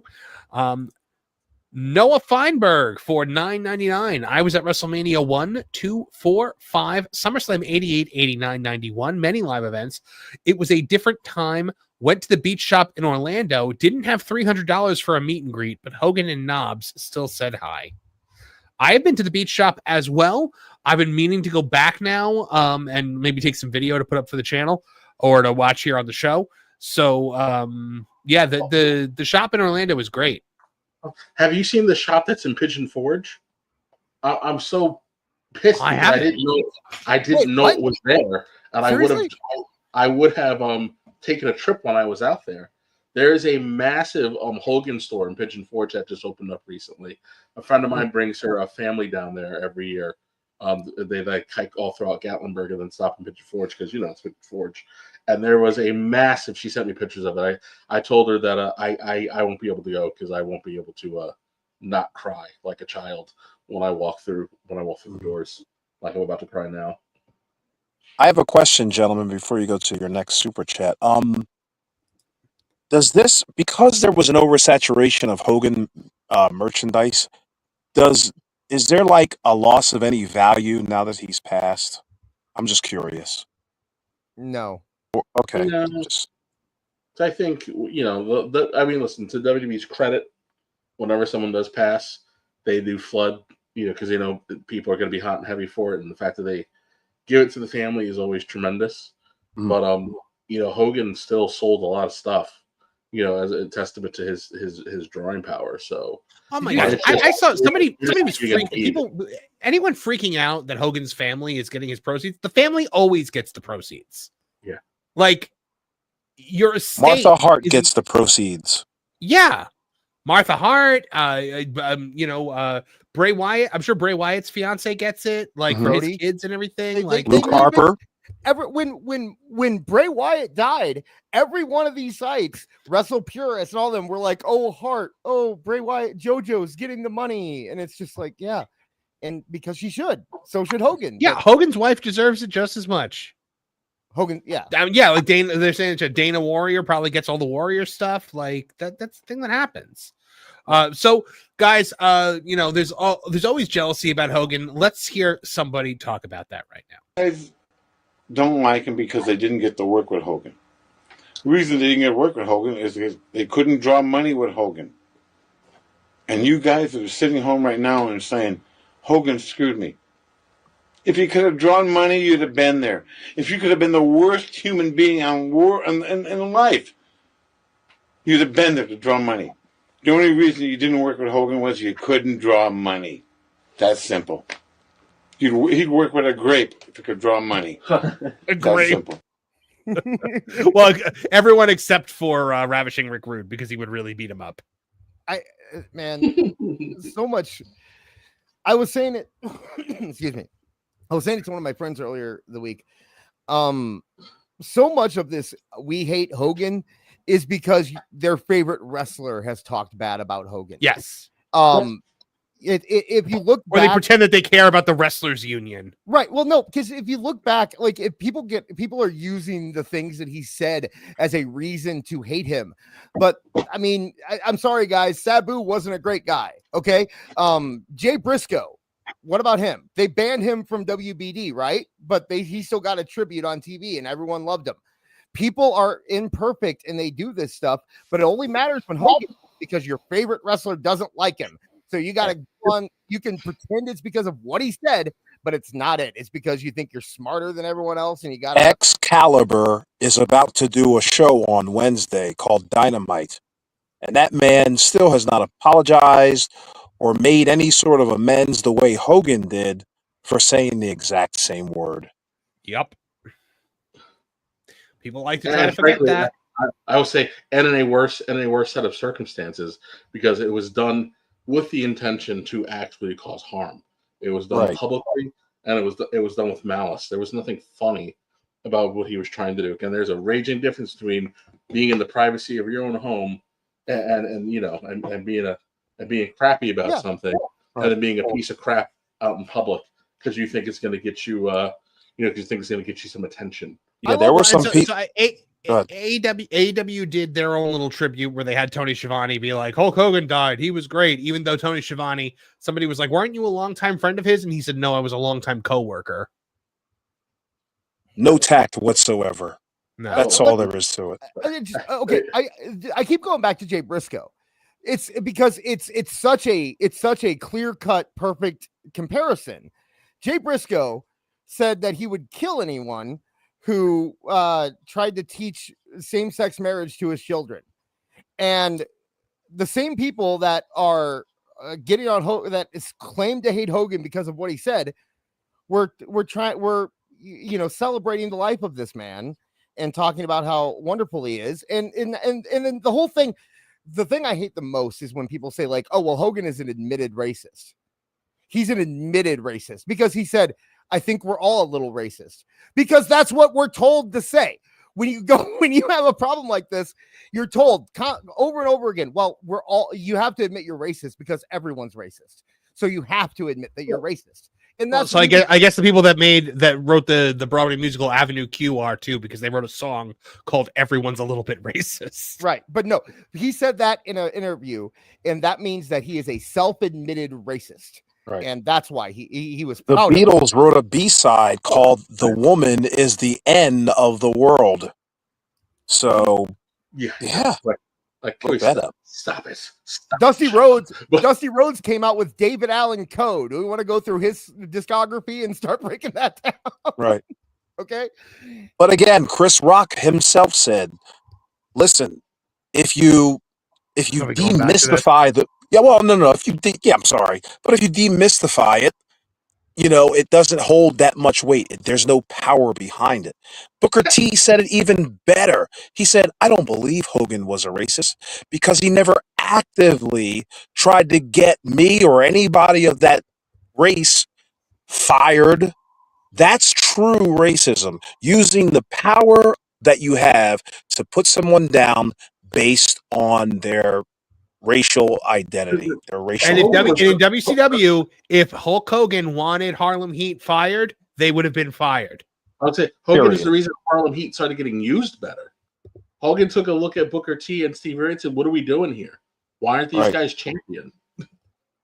Yeah, and I said it in a joking way, but Hogan politicked and kept more white men down than anybody else in the professional wrestling business. I don't think he was that racist. All right. Well, guys, we've spoken about a lot of reactions here tonight. So, well.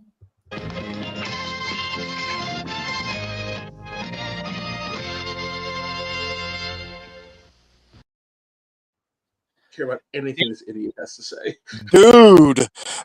Meltzer. Kevin, have you not seen anything Meltzer has said this week? I am trying to not needing to be on blood pressure medication. So other than what did he say? I talked about it with Heel Uzi.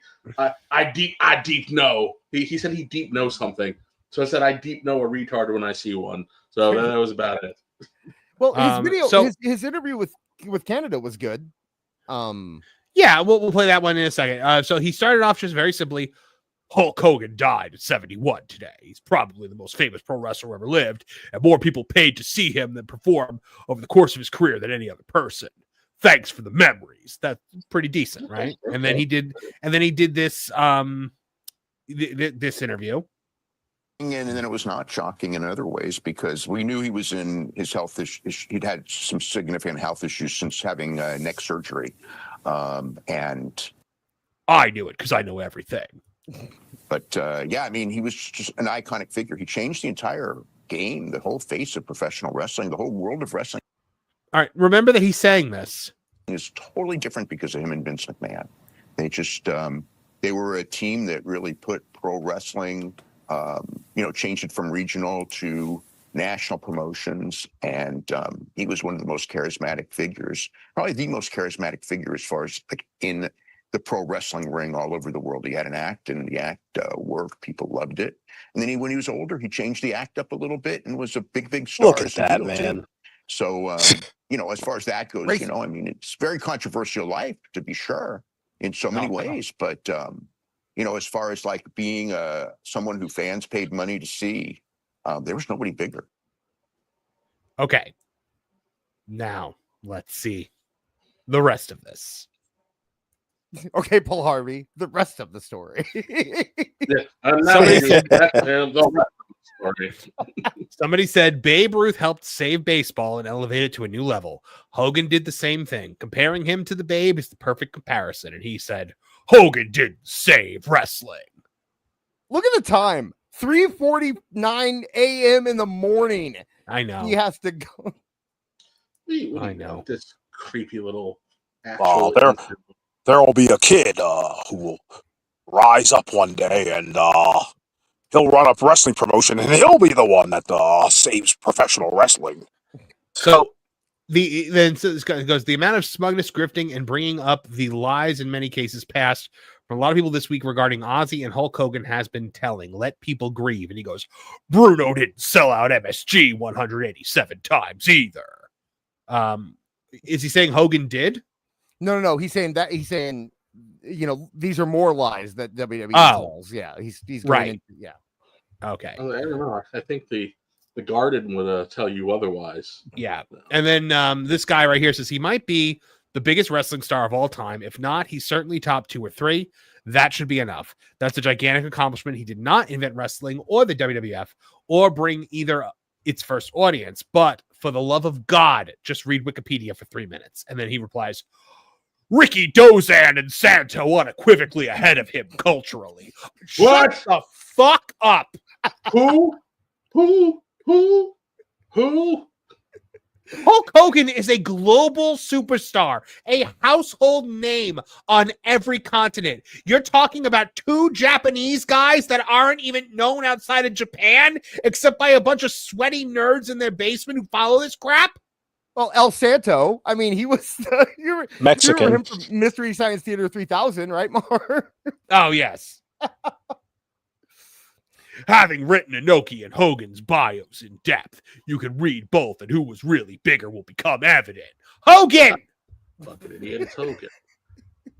There's Londos as well. Top 5 and bigger in more places than the others, even Santo. But cultural hero, I'd say number 4 is as high as possible. But that's still ahead of any American ever. Like, dude, this, like, are you insane? Yes. This is from July 25th. Is that the day Hogan died or the day after? No, it's the day after. Yeah. Like, the guy's body's not even cold yet. No. And you have to put your I'm the smartest guy on earth, Dave Meltzer hat on. He's even saying in there that like Hogan was worldwide and these guys were in their own country, but it doesn't matter to him. Like, it doesn't matter. All that matters to him is that Inoki was bigger in Japan. Like, yeah, Inoki was not a global superstar. There are Hulkamaniacs in probably every country in the world. Yes. Yeah. If penguins got Wi-Fi, there'd be at least one penguin walking around with a Hulkamania t-shirt. Kids in at the time Western Germany weren't trying to get their hands on Inoki shirts. Come on. I don't want to hear it. You mean the Indian audience wasn't dying to see Ricky Dozan? My dad, who hates wrestling, knows who Hulk Hogan is very well. He does not know who Ricky Dozan and Santo and even Inoki are. I don't remember Dozan's Rockin' Wrestling on CBS Saturday mornings. Fucking idiot. I must have missed Santo on on the Jay Leno show and on Regis and Kathy Lee all the time. Santo's I think didn't Santo meet a president? Maybe. He met a couple. So somebody says you wouldn't have a job if it wasn't for him. There's no chance that's accurate. Today's issue alone is proof of that. I'd just be writing awesome detailed stories in a day about Ali. Whoops, I guess I did that too. When the hell was that happen?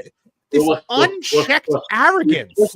Anybody could write a story about Ali at that point in time. You could not sniff Bob Clappish's jock, bro. Get over yourself. You half illiterate F-tard. You don't even know how to use punctuation marks. I don't know you're a fucking moron. I hate he could never write. Why do you make me do this every week? he could. You just asked the question that I wanted to know. He could never write for someone other than himself because any other editor. Any other editor in this world, a professional editor of a publication, myself included, would laugh him out of the room. Without Hogan, Dave Meltzer would be a beat writer for the San Jose newspaper, talking and covering high school sports. And for the question, and for the question of why we do this every week, I think we're doing a public service. Because when you get into, if you first start watching wrestling and you go onto the internet, the first thing that you know is, that Dave Meltzer, he's got the scoop. That's the first thing you find out when you go to the internet and you're a wrestling fan.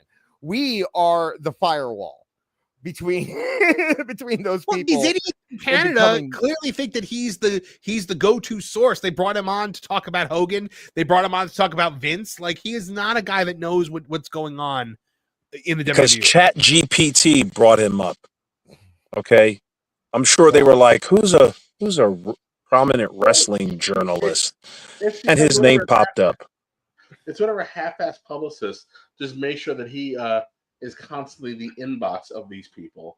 So when they go looking around for somebody, like, oh, who's an easy to get guest? You know who doesn't help things is The Rock. Actually, The Rock doesn't help things because he put him on the side of the ring and made him, he's the wrestling expert. So we've Dwayne, his name's Dwayne, my friend Dwayne. But we had that die out for years where Meltzer wasn't the go-to guy. And then once Dark Side of the Ring came back, it was always Meltzer because Cornette probably turns him down. So it's always Meltzer. Honestly, you know who I think was the catalyst that made him big again? Conrad. Yeah. Because when they started doing Something to Wrestle with Bruce Pritchard, he was using all of Meltzer's things. And that was when Bruce Pritchard would go on his rants about Meltzer. And that's when the people that hate Bruce Pritchard and hate WWE, they all gravitated more to Meltzer. And then the Young Bucks started elevating him with the stupid Meltzer driver stuff. But here's the thing. Dave Meltzer is not in the wrestling business. And never has been. But he thinks he is, so hold on. So somebody said he made it more popular than it had ever been twice. Some argue early TV age was peak, but I wasn't born yet. So US, yes. Worldwide, absolutely not. Horse shit. Early what? Early what? He's saying that wrestling early TV. Yeah. Dude, you can't. That doesn't count. Early TV. There was 2 channels, and there was nothing else. Of course, wrestling was massive. TV was brand spanking new, and you only had but so many options to watch. So of course everybody watched it. Could you imagine? I can't even think of anything to compare it to. You know what? It's like the way people spent money on the first Avatar film. That was really truly the first film to master 3D. Think about that. The early golden age was just the equivalent of Avatar.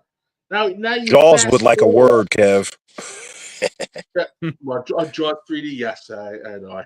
I'm sorry. I didn't mean to insult Friday the 13th 3D or Jaws 3D. And I remember the third movie in a franchise that came out that had to have a D inserted into it with your awful little red and blue glasses. You stunk back then. Stop it. So it's like it doesn't hold a candle to what happened in the 80s. Wrestling had just kind of become a thing that depending on where you lived, there was either if you were Southern, it was super big. Yes, as our friend Travis Heckle would say, Southerners had 2 things on their mantelpiece: Jesus and the Rock and Roll Express. But globally, it wasn't the powerhouse it was during the early TV era. And then comes Vince McMahon plus Hulk Hogan, and the world is a radically different place within a year of Hulkamania.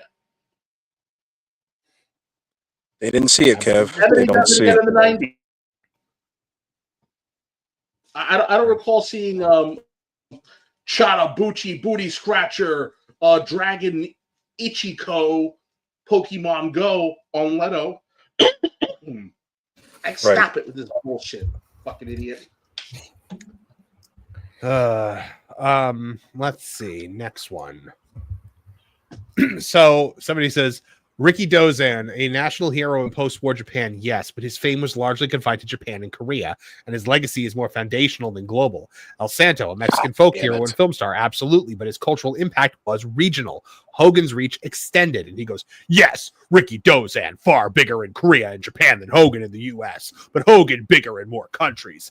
Ditto Inoki, except Inoki's fame in Korea is more based in Ricky Dozan, but he's very big culturally in Pakistan and other places, but not as worldwide. Santo is gigantic in Spanish culture, bigger in it than Hogan is in English culture, and you'd be surprised at how vast Spanish culture is. But Hogan, bigger in more places for sure. Nerd! Hey, Yeah, really. Yeah. After flushing this idiot's head down the toilet, I would go, hey, what's bigger, the population of Latin America or the population of the effing globe? You bad dye job having moron. We need to pull Ogre from Revenge of the Nerds screaming nerd. I have on the other channel, I have Hogan, I have Homer Simpson doing it. On the global stage, Korea and Japan are about the size of a fingernail on the human body. And the fact is that no one knows outside of Korea or Japan Ricky Dozan. So please, but I know if you go to if you talk to a Korean today or a Japanese person today, they know who the fuck Hulk Hogan is. Let's stop playing games. Regina Sharp just checked in for $50 saying, everyone who studies knows that wrestling wasn't truly popular until Kenny Omega wrestled with an inflatable Beppis in Japan with Osprey and the dumb fucks covered in baby oil and painted half blue. Oh, Regina Sharp, thank you very, very much for another $50. You are our guardian angel. You know what? If anyone ever asks if I ever overlook you, It's not just a no, it's a oh hell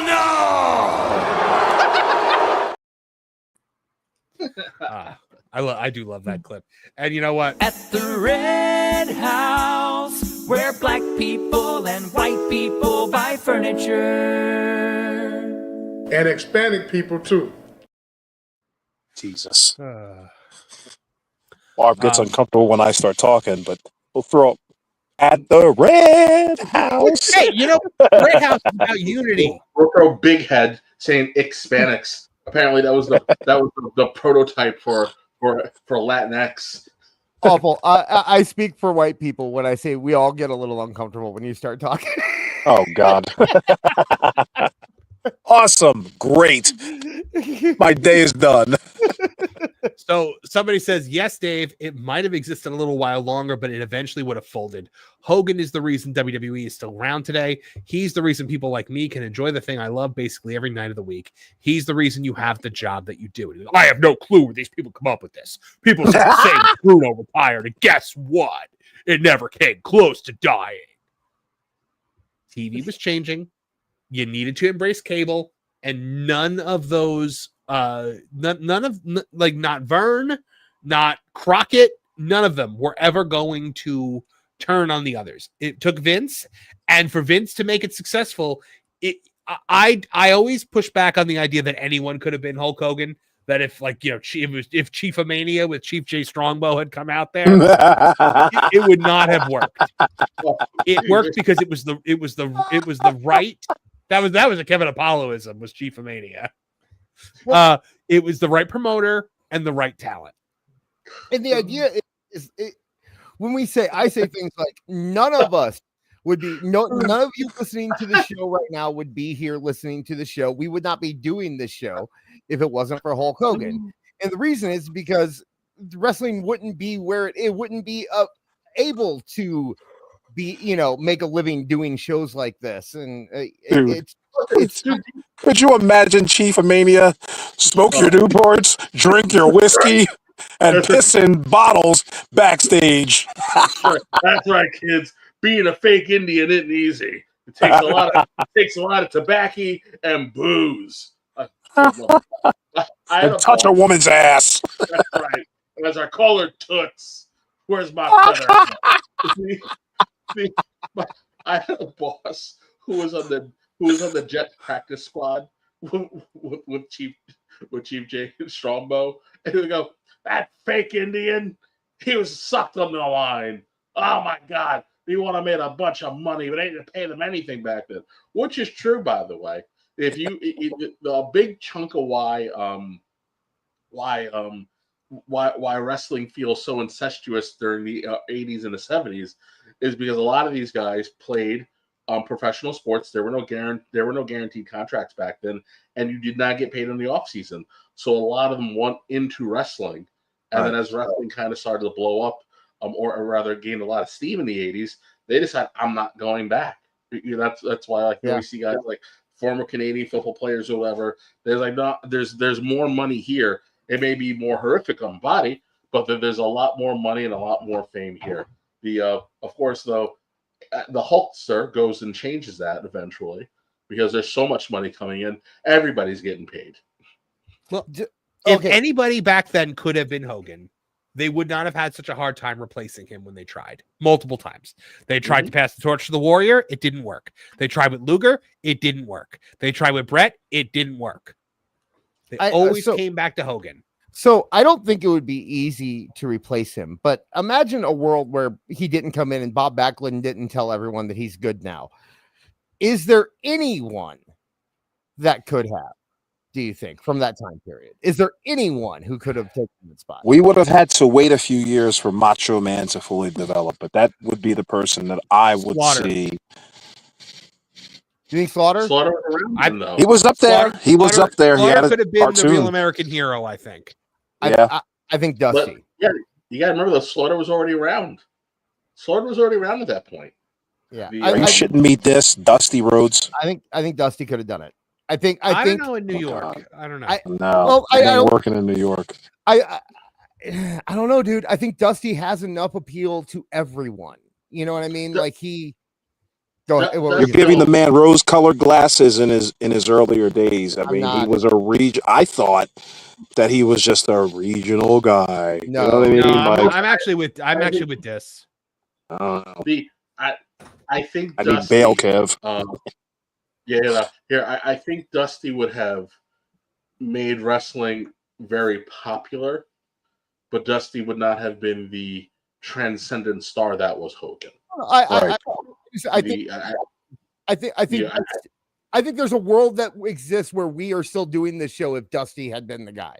You know it's what I mean? Earth 619, but it ain't this one. Dusty transcended though, man. Dusty got the blue collars. That's what, you know. Well, but part of Hogan's lore is that Dusty's not fighting Stallone in Rocky 3. No, dude, right? Dusty's not leaving Johnny Carson of all people speechless when he has to stand next to him. Dusty's going to be fantastic on TV. You know, Dusty may even be okay for a random novelty shot on Saturday Night Live. I got a great idea. Andre the Giant versus Dusty Rhodes, WrestleMania 3. Give me a fucking Dusty break. could have been a cartoon. Dusty absolutely could have been a cartoon. Yeah, like the Junkyard Dog, Hacksaw Jim Duggan, and so many others. Yep, that's right. But Dusty's not headlining a main cartoon on major networks at that point in time. He could have been, he wouldn't have got it. But there is a certain magnetism and star power about Hulk Hogan. Again, he was actually when you are physically larger than life. Mm-hmm. There's a lot you get to leapfrog. Yes, Dusty was the epitome of charisma, and Dusty was the man. But he had a face for radio. Well, obviously, but Dusty, and I would even say Dusty probably would have been a little bit of a crossover star amongst athletes, right? Because Dusty was a hell of a multi-sport athlete. Does not get enough credit for his actual athleticism. The guy's in 3 different Hall of Fames, I think, or maybe 4. He's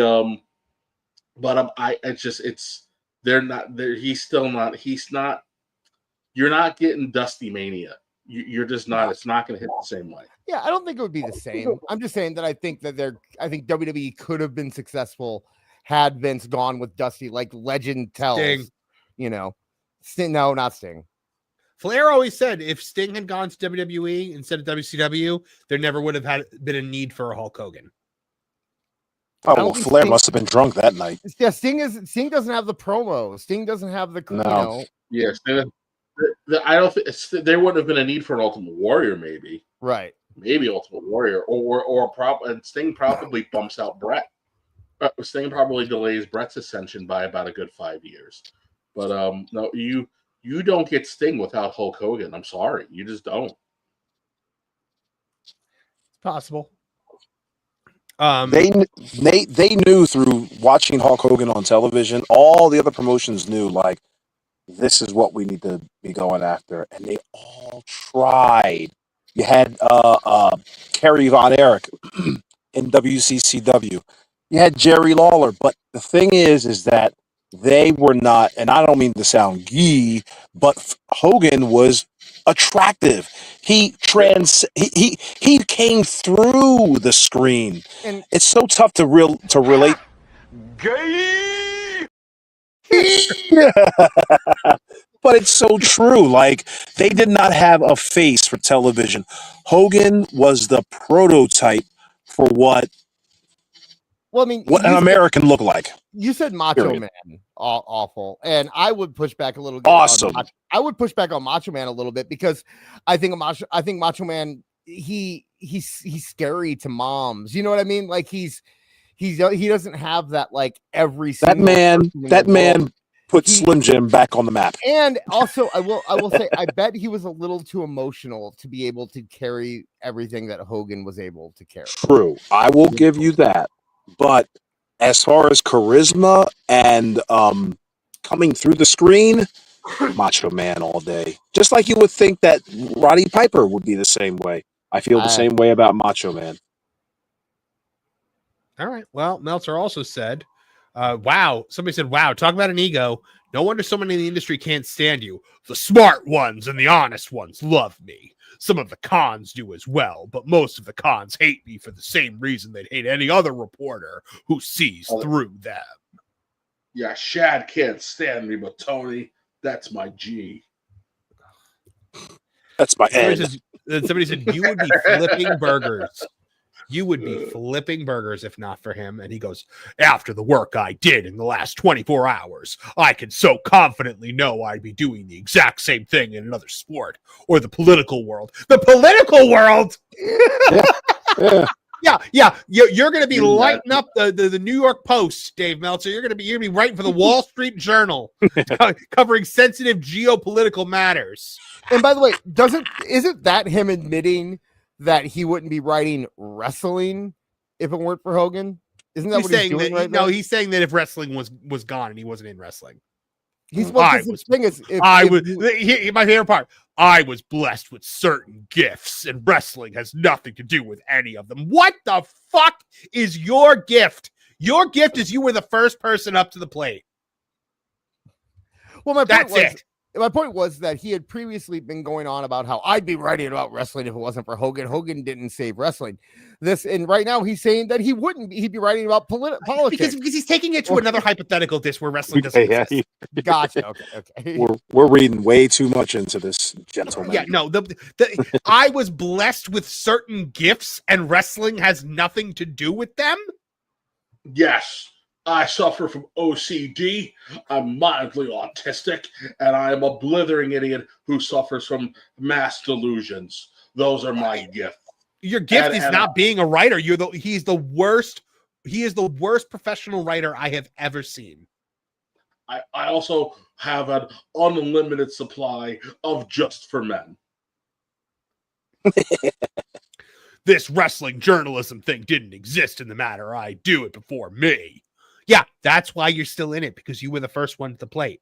And people have been listening to you for 30 years, so they just keep listening to you. And if you actually read the issue I put together as quickly as I did, you'd realize that. Realize that? Is that one of your gifts? Deep down, yeah. Is that one of your massive gifts that wrestling has something to do with? Your wordsmithing? You realize that, you fucking moron. He also started a sentence with the word "and," by the way. Of course he did, because he's not a writer. He has no idea how to craft the English language. Me and you, Dave, both of the same feather. You don't pretend you're more, though. You know, it makes me feel like everything that he says is so phony. It's like the issue is what matters. He can go and write in the issue whatever he wants the world to think he thought at the time, and he believes that that's all that matters. But he's living in a world where he's putting this stuff out, and how does he expect not to be judged on this? You know, this is very true. Dave and Russo are cut from the same cloth. They're both terrible writers who are professional writers. It's so funny because I got here's the only difference, though. Vince Russo made the WWE a shit ton of money and made a lot of careers. What has Dave Meltzer done for anybody other than Vince Russo is actually in the wrestling business? Well, excuse me, gentlemen. Excuse me. Dave Meltzer is currently booking for AEW. That's true. Give him that. He might be a mistake in it if you want to talk about court filings. Right. Recently. I was gonna say, I can't wait for these court filings to come through so we know what's up. Yeah, and then finally, it says Eric Bischoff has been involved in wrestling since the 80s, and he has had 2 successful years in that whole stretch. 2 years, that's it. Damn, I've only had 38 in a row. No, you've had 0. You're not involved in wrestling. You're a journalist. That's like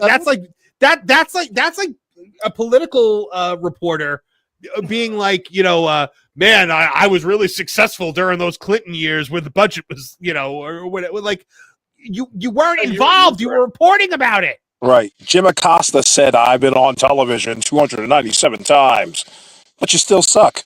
Did you have the immediate reaction that I did of 37 in a row when you saw that part? Right. Regina Sharp for another $50 says, we're all just cons in Meltzer's prison.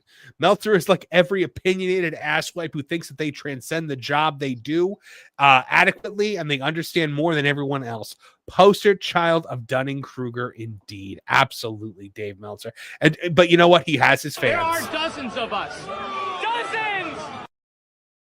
They're also known as Fools! Idiots! Imbeciles!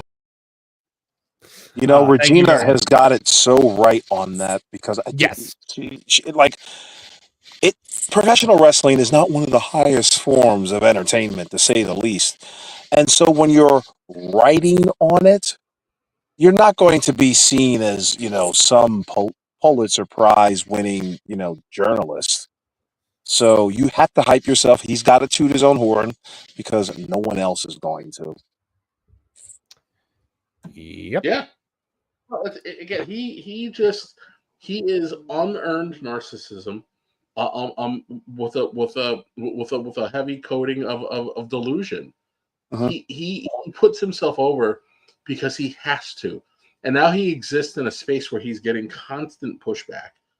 And there are people who do what he does significantly better than him. Chris Van Fleet is his worst nightmare. People actually like the guy. Yeah. People like what he writes. And people sit down and talk to him. Well, Sam Roberts is probably gives him agina.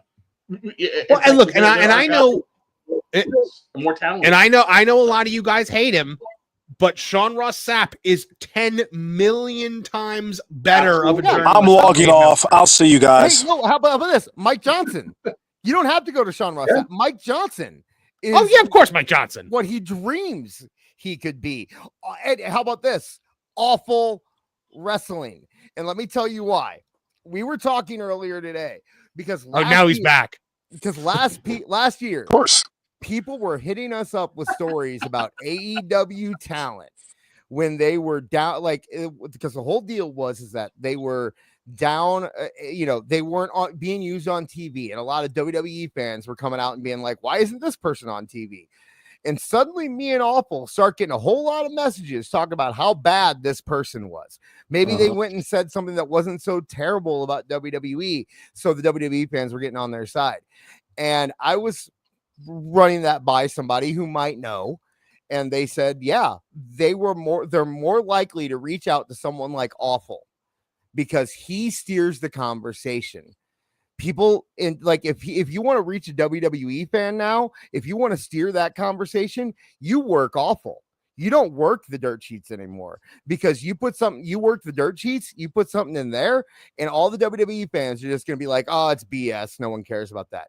You tell Awful Wrestling and get him talking about it. You got the entire WWE IWC going on that route. And that's why your check is in the mail, bro. I'm telling you, man, that's what we all people like us. You're still not getting a free t-shirt though. Yeah, no. I've been waiting for it for 6 months. People like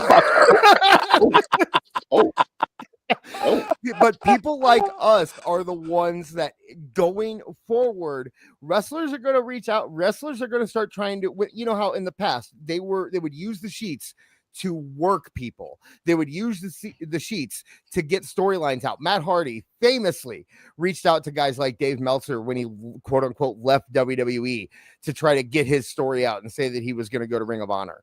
That's something they did in the past. Now it's going to be accounts like Awful. It's going to be accounts like Beard. It's going to be those guys because they're steering the conversation. No one takes Dave or any of those guys seriously anymore, especially WWE fans.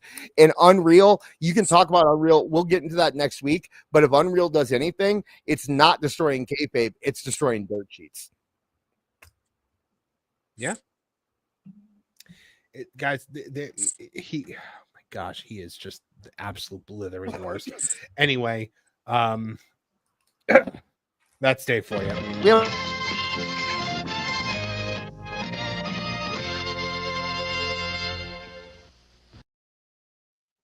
We do have the one more video, Marv, if you want. We do?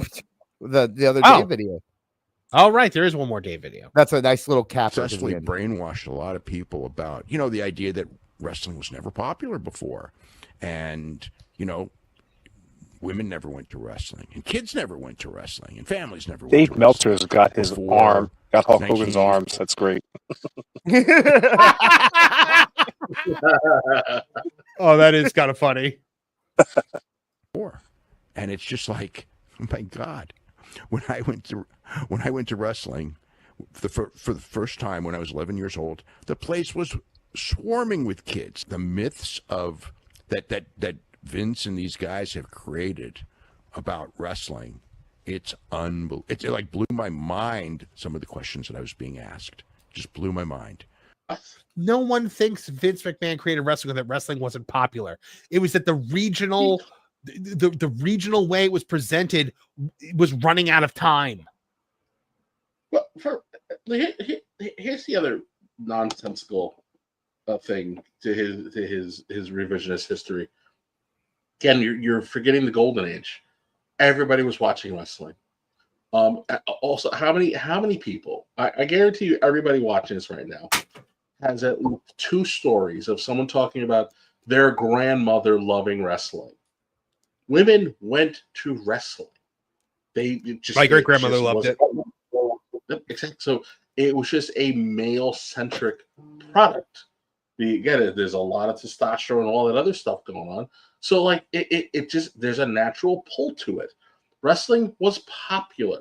Wrestling used to be covered in the New York Times, for God's sakes. People would stand in Central Park for 4.5, 5 hours watching one match. Yeah. No one is saying that wrestling wasn't a thing, that it wasn't popular. But the reality of it is due to the nature of regional programming, wrestling was not as popular as it was in the 50s, as it was in the 70s, as it was or even the early 80s. It's not until Hulkamania starts running wild that wrestling everywhere starts to heat up. And the big difference between then and now is the WWE is doing phenomenal business. Everybody else is struggling. Back then, the WWF was doing phenomenal business, and in turn, everybody else who wasn't stuck in their ways started doing phenomenal business. If Vern and Watts and everybody else decided to get with the program, they probably would have held on longer. But the Crockett's were the only ones who adjusted with the times, so they got a hell of a run out of it. bullshit that they excuse is really irritating. No, women and kids did go to wrestling before that, but they went because the dad was interested, because he wanted to go, and they probably enjoyed themselves because it's fun, but that's why they went. The shift in the 80s that people, I think, people that are stuck in the bubble don't realize that culture in general was moving towards marketing more towards children and women. It started a little bit in the 70s, but before the 70s, everything was straight white male. That was the only, those they got entertainment, they got sports, everything was marketed towards them. And you know what? It started shifting the 80s. By the way. Yeah, it started shifting in the 70s, and then Vince realized it, and he jumped on with the kids. It wasn't even legal to market towards kids for the longest time. And you know, it's not until Reagan era where that gets fixed. Yeah, and Vince noticed that, and he was the one that capitalized on it. So was it popular with kids? Sure, but they weren't. But no kids were busting down their dad's door to go see Dick the Bruiser fight Bulldog Bob Brown at the VFW. You know, I mean, I'm sorry, it just wasn't happening. They were happy, they were fine being there, but they weren't freaking out about it the way My favorite wrestler was Bob Backlund. Bob Backlund is the champion of the Decepticons. All right, Beard. All right, so we have got to get to some super chats. We are so far behind on them right now. John Williams for $4.99 says, strange twist of fate that Jake the Snake is one of the few guys of that era that's still alive. I'm convinced that Jake the Snake is Eulaw. He's the one, and every time somebody else from that era dies, he gets a little stronger. He admitted he made a deal with the devil, right? He said that 100 times. We know how Jake's alive. Yeah, really. Adrenochrome. Cohen. Braden Tyson 6879 for $10 says, felt like match with Sting at Starrcade was point of the beginning of the end of WCW. What do you think could have been if Hogan would have played ball with the finish? Not a big fan of Hulk's, but thanks for what you did. I mean, look, Sting should have had a very decisive big victory. It could have catapulted it. I think everyone kind of left confused by it. Honestly, as a kid, I didn't really notice it that much. Like when I went, because I started watching wrestling shortly after this happened, so I went back and watched everything, and it didn't really like come to my attention that something was up until like years later. I don't know. Do you guys think WCW like hit a stutter step at that point? They hit a stutter step with Sting when he was supposed to beat Flair. I can't remember the pay-per-view, but they did it like a year too late, and by then it was just like, Sting, the train has already left the station. I gotta say about Sting, man, even Sting will admit it. Everyone makes jokes about the Sting didn't show up tan, so he didn't get to win. That's the great joke, but he also showed up high, and Sting will admit that.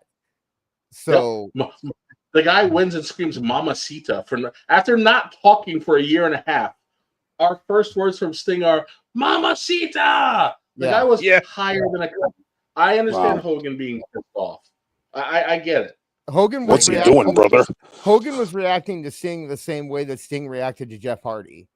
Now I understand Sting wasn't as high as Jeff Hardy was because he wasn't, drinking. Well, no human being in the history of mankind has ever been as high as Jeff Hardy. Because he found some weird Russian experimental drugs to use that night, but when you look at the full picture, would that night have been better? Sure. But I don't think that Sting was ever going to be the guy that was going to, I think WCW, no matter what happened, was on the downswing at that point because the creative juices were just running out, and the company behind them had stopped being behind them. So, Hogan added 5 years of life to WCW with that turn in 96. Yeah, that's it. It's WCW was always a non-factor. It was just a place for guys who didn't have WWE contracts anymore to go and continue to wrestle. Like they were the solid number two. Without Bischoff and in turn Hogan and in turn the Nash and Hall, you don't get the creative spark needed to make the changes that needed to happen.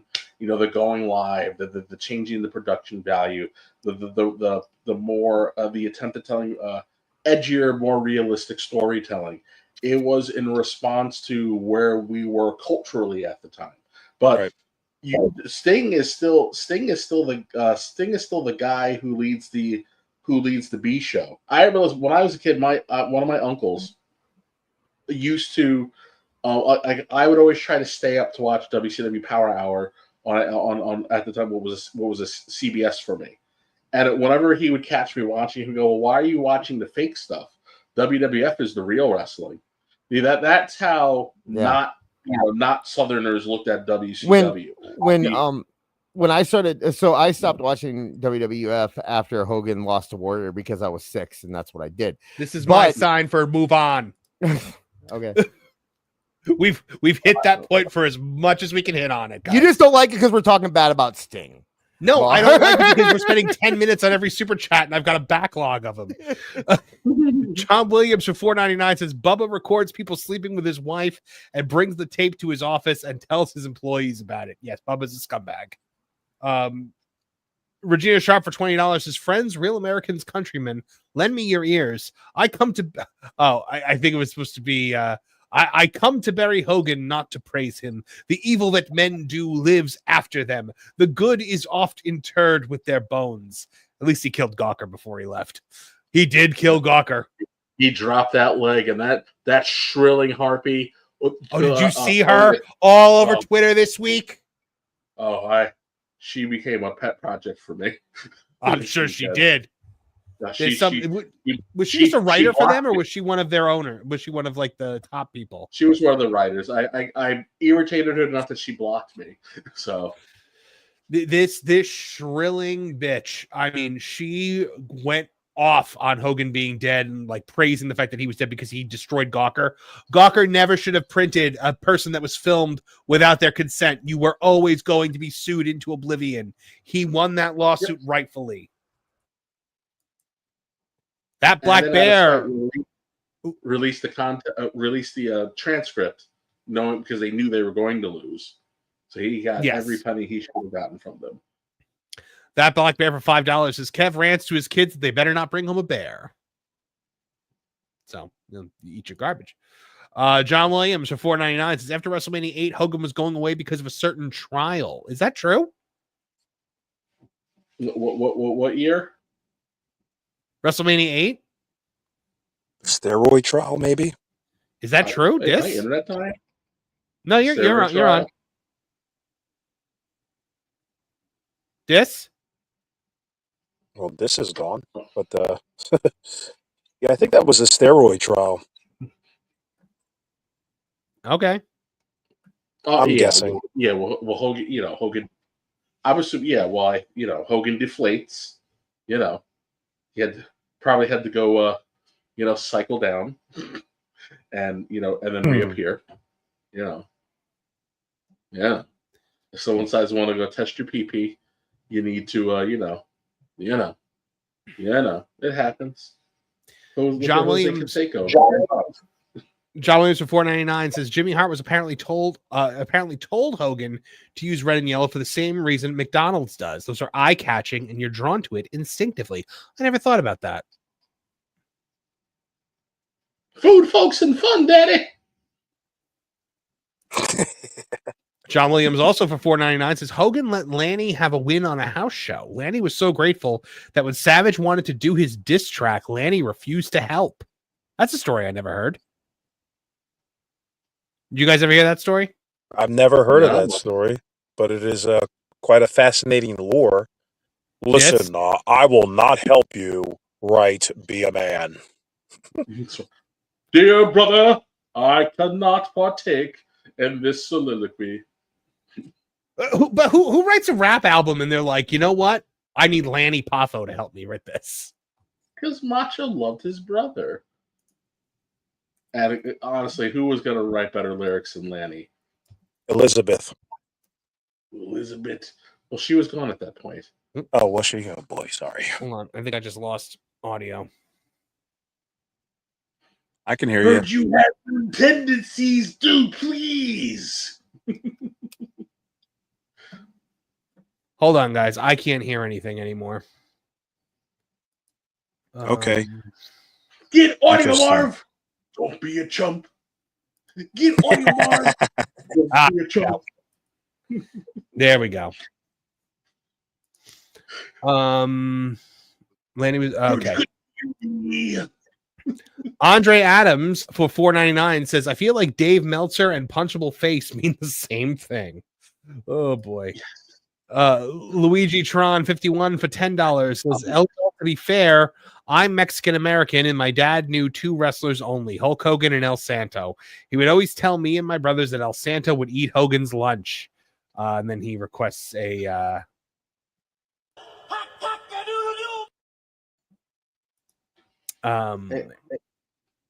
I watch Santo kick the crap out of aliens often. It's awesome.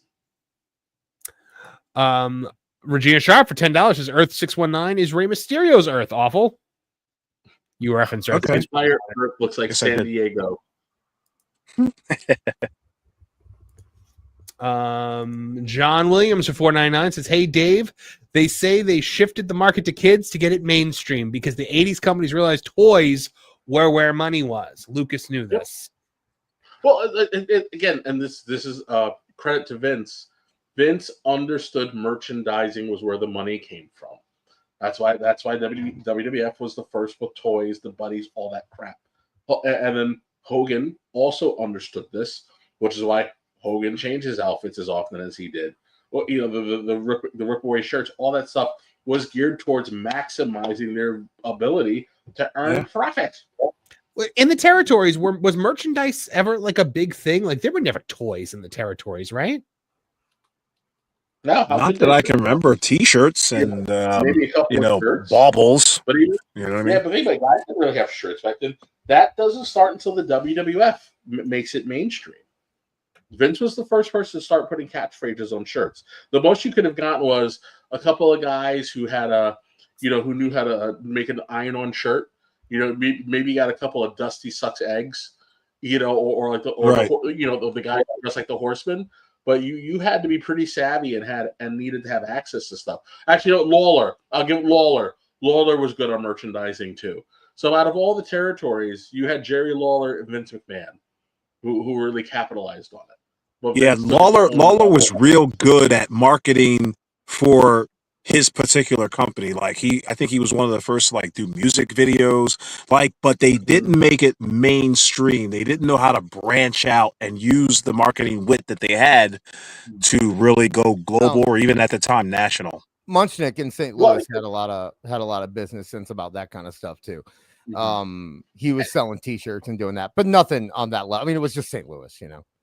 Right. I mean, T-shirts were obviously always a thing, but I mean, for you know, guys were selling their own and whatnot. But the toys, I think that is a WWE creation, because who else was making? You're not going to make toys and only release them in New Orleans, right? So again, that was part of the global strategy, and unfortunately, Russo is correct in the sense that for a very long time there was a Southern bias when it came to New York and Hollywood. I mean, clearly it still exists, but if you had an accent, they weren't going to let you in. So that's also why Vince attacked Hollywood, because Vince understood this is where maximum exposure is going to come from. Unfortunately, WCW could never break through because WCW had the air of being wrestling, not wrestling. And they held on tight to that mission statement for a long time. I just saw we got another $50 super chat from Regina Sharp. Just in case, breaking 8.7 mag earthquake off the coast of Kamchatka, Russia. Northern Pacific Islands and coastlines are under tsunami warnings. Aleutians, Hawaii, Japan, Guam, and U.S. West Coast under warning. Please be aware of your areas. Oh my goodness! If any of our listeners are in that area, please be safe. Please pay attention to what's going on. And thank you, Regina Sharp, for alerting us of this. That is pretty crazy.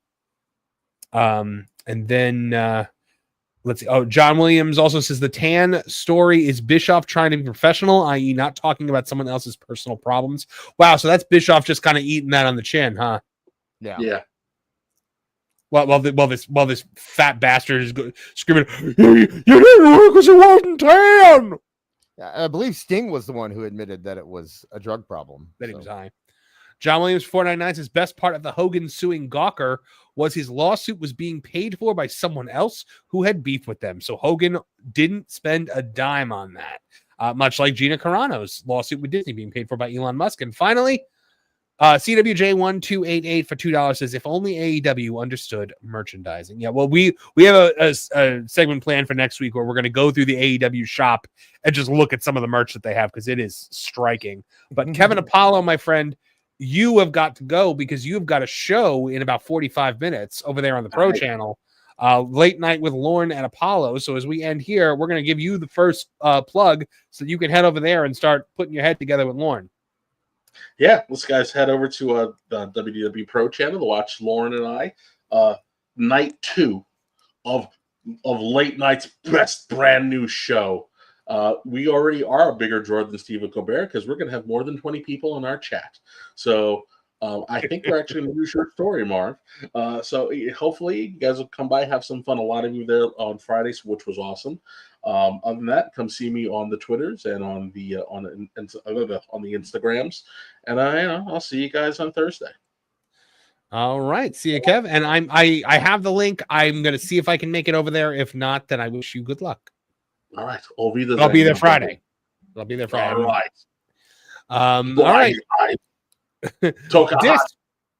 Dis, what do you got going on? Not much. If you want to check out, Max made his Hulk Hogan video. Oh yes, you want to play that? Oh, I was just gonna send him over. If we have time, we can play it. Yeah, go ahead. Go ahead. I was moving to the end because I knew Kevin had to go, but we can absolutely take a break. So Max, we met Hulk Hogan last year. It was actually for Max's birthday, and he made his first video was about our visit to or our meeting Hulk Hogan. I slowed it down because it's a short. He had to make it under a minute, so I slowed it down so you can understand a little more. I took out the Hogan music, so. Favorite wrestler by far was Hulk Hogan. Never met him, so when I found out that he was going to just be 1 hour away from us, I could not let him miss it. So we got his old wrestling buddy Thunderlips figure and drove over an hour to some place called Frankie and Louie's. I had a cheeseburger. A nice guy even let me take a picture of the world title, and then we waited, and waited, and waited. He got there an hour late, and he kept moving around, so he got pushed out of line. Well, okay, technically it's a mob, but unfortunately we did not get to meet him. Max even got so upset that he started to cry. Shut up, this is my video! Anyways, on the way home we found out they had another appearance as to the next day. So, day 2. We got the wrestling buddy, and don't forget about Thunderlips, and drove over another hour. We got there for about 20 people in line. Right after we got there, Hulk again was late, but this time, line laws were in effect. So just a few minutes after he showed up, 24 hours after a quest began, and 34 years after he became my dad's hero, we met Hulk Hogan. He even shook my hand for 10 seconds so I could transfer some of my energy to him. So it might have been tough, but in the end, it was all worth it. Thanks for watching. Wow, fantastic. Hey, I forgot about the energy transfer. Max might have given the Hulkster his last year on this earth. That's Max. When Hogan died, he said, he goes, I still think I can feel some of the energy that we transferred between each other in my hands. So he was actually really broken up about it. Just it was more about with him. I think it was more just about he met somebody who died, kind of thing. Yeah, but yeah, he was very proud of that. So I told him I would show people. So there you go. All right, guys. Well, love him or hate him, the Hulkster was a part of all of our lives, and he earned his spot in wrestling history. He's on pretty much everybody's wrestling Mount Rushmore, because how could you deny it unless you're Dave Meltzer? Awful Wrestling. What have you got going on? I got nothing going on. I'm just here. No, I'm still working on episode 4, and still getting information on that Death of the AEW on YouTube. Still compiling up some research for Awful Jeopardy. Marv, I would love to have you guys on at some point. I'm in the Tournament of Champions, so I'll yes, you are. Yeah, let me know. I will make every attempt. Yes, I can never guarantee anyone that I'll be anywhere anymore. Right, you goddamn right you're not. But you can also check me out on Twitter, and also You can see me under bridges trolling for money. Oh, you know what? We should mention also, this will be up on Friday on the audio feed. So if you want to kind of listen in, you can do that on Spotify or anywhere you get podcasts. And if you're listening to the audio version of this right now, head over to youtube.com/@toonwrestling, and you can join in live and super chat and talk to us and talk to the other people and be a part of the show. So if you're listening to us on the podcast, make sure you check us out every Tuesday, 8 p.m., 7 p.m. Central Time. The chat's asking about SummerSlam, Marv. I think we've kind of decided about WWE shows that we're but we are still doing SummerSlam. Oh, okay. What are you talking about? There's money to be made. The decision that we made was that we were still doing at least the big four. Okay, well, I'm supposed to go watch SummerSlam at a That's movie fine. I theater. figured you weren't going to be there. Okay, yeah. Max. By the way, Max did spend his birthday money on buying tickets for us to go see SummerSlam at the movie theater in town. So I'll be able to talk about so that. you're doing like old school, like closed circuit TV. Yeah, they're doing it at Regal Theaters. So we're doing That's that. That's crazy. When you live in a third world town like this does, you get to see stuff like that. That's They're awesome. doing it everywhere. They're doing it. It's Regal Cinema. So guys, I just put the What's link a movie theater? I just put the link for Late Night with Lauren and Apollo in the chat. So you guys want to head over there. That kicks off at 11 p.m. I might be there a little bit later if I can get the stuff. They have the coolest intro song ever. It's like a actual like song. Like with Lauren and Apollo. I like it a lot. Yeah, really, dude. Hey, Awful made ours. Yeah, but it's an actual song. Like it's a song like about Lauren and Apollo. Oh, is their okay. intro So song. it's a theme. It's an actual Yeah. theme, is what you Yeah, like it's an actual song about Lauren and Apollo. All right, guys. That does it for this. That does it for this week. Thank you to everyone who chatted, everyone who super chatted, everyone who lurked, and thank you to the replay crew. Thank you to AW Neckbeards, our mod extraordinaire out there in the chat, keeping you guys company. All right. Well, to all of us there from all of us here at the Tooney Talk channels, I'm Marvin the Movie Monster. Now get out here. Now, Perry the Platypus, feel the wrath of my thank you-inator. Thank you, you piece of trash. Thank you. Thank you. Thank you! Oh, I suppose you want me to say thank you. Well, you know what? Saying thank you is like jobbing. Thank you! I got a little message. Thank you. Ooh, yeah. Oh, thank you! Oh, thank you!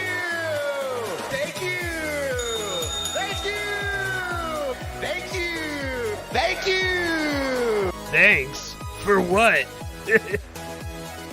Hi-ho from all of us here at Tooney Town. Thank you! And viewers like you. Thank you.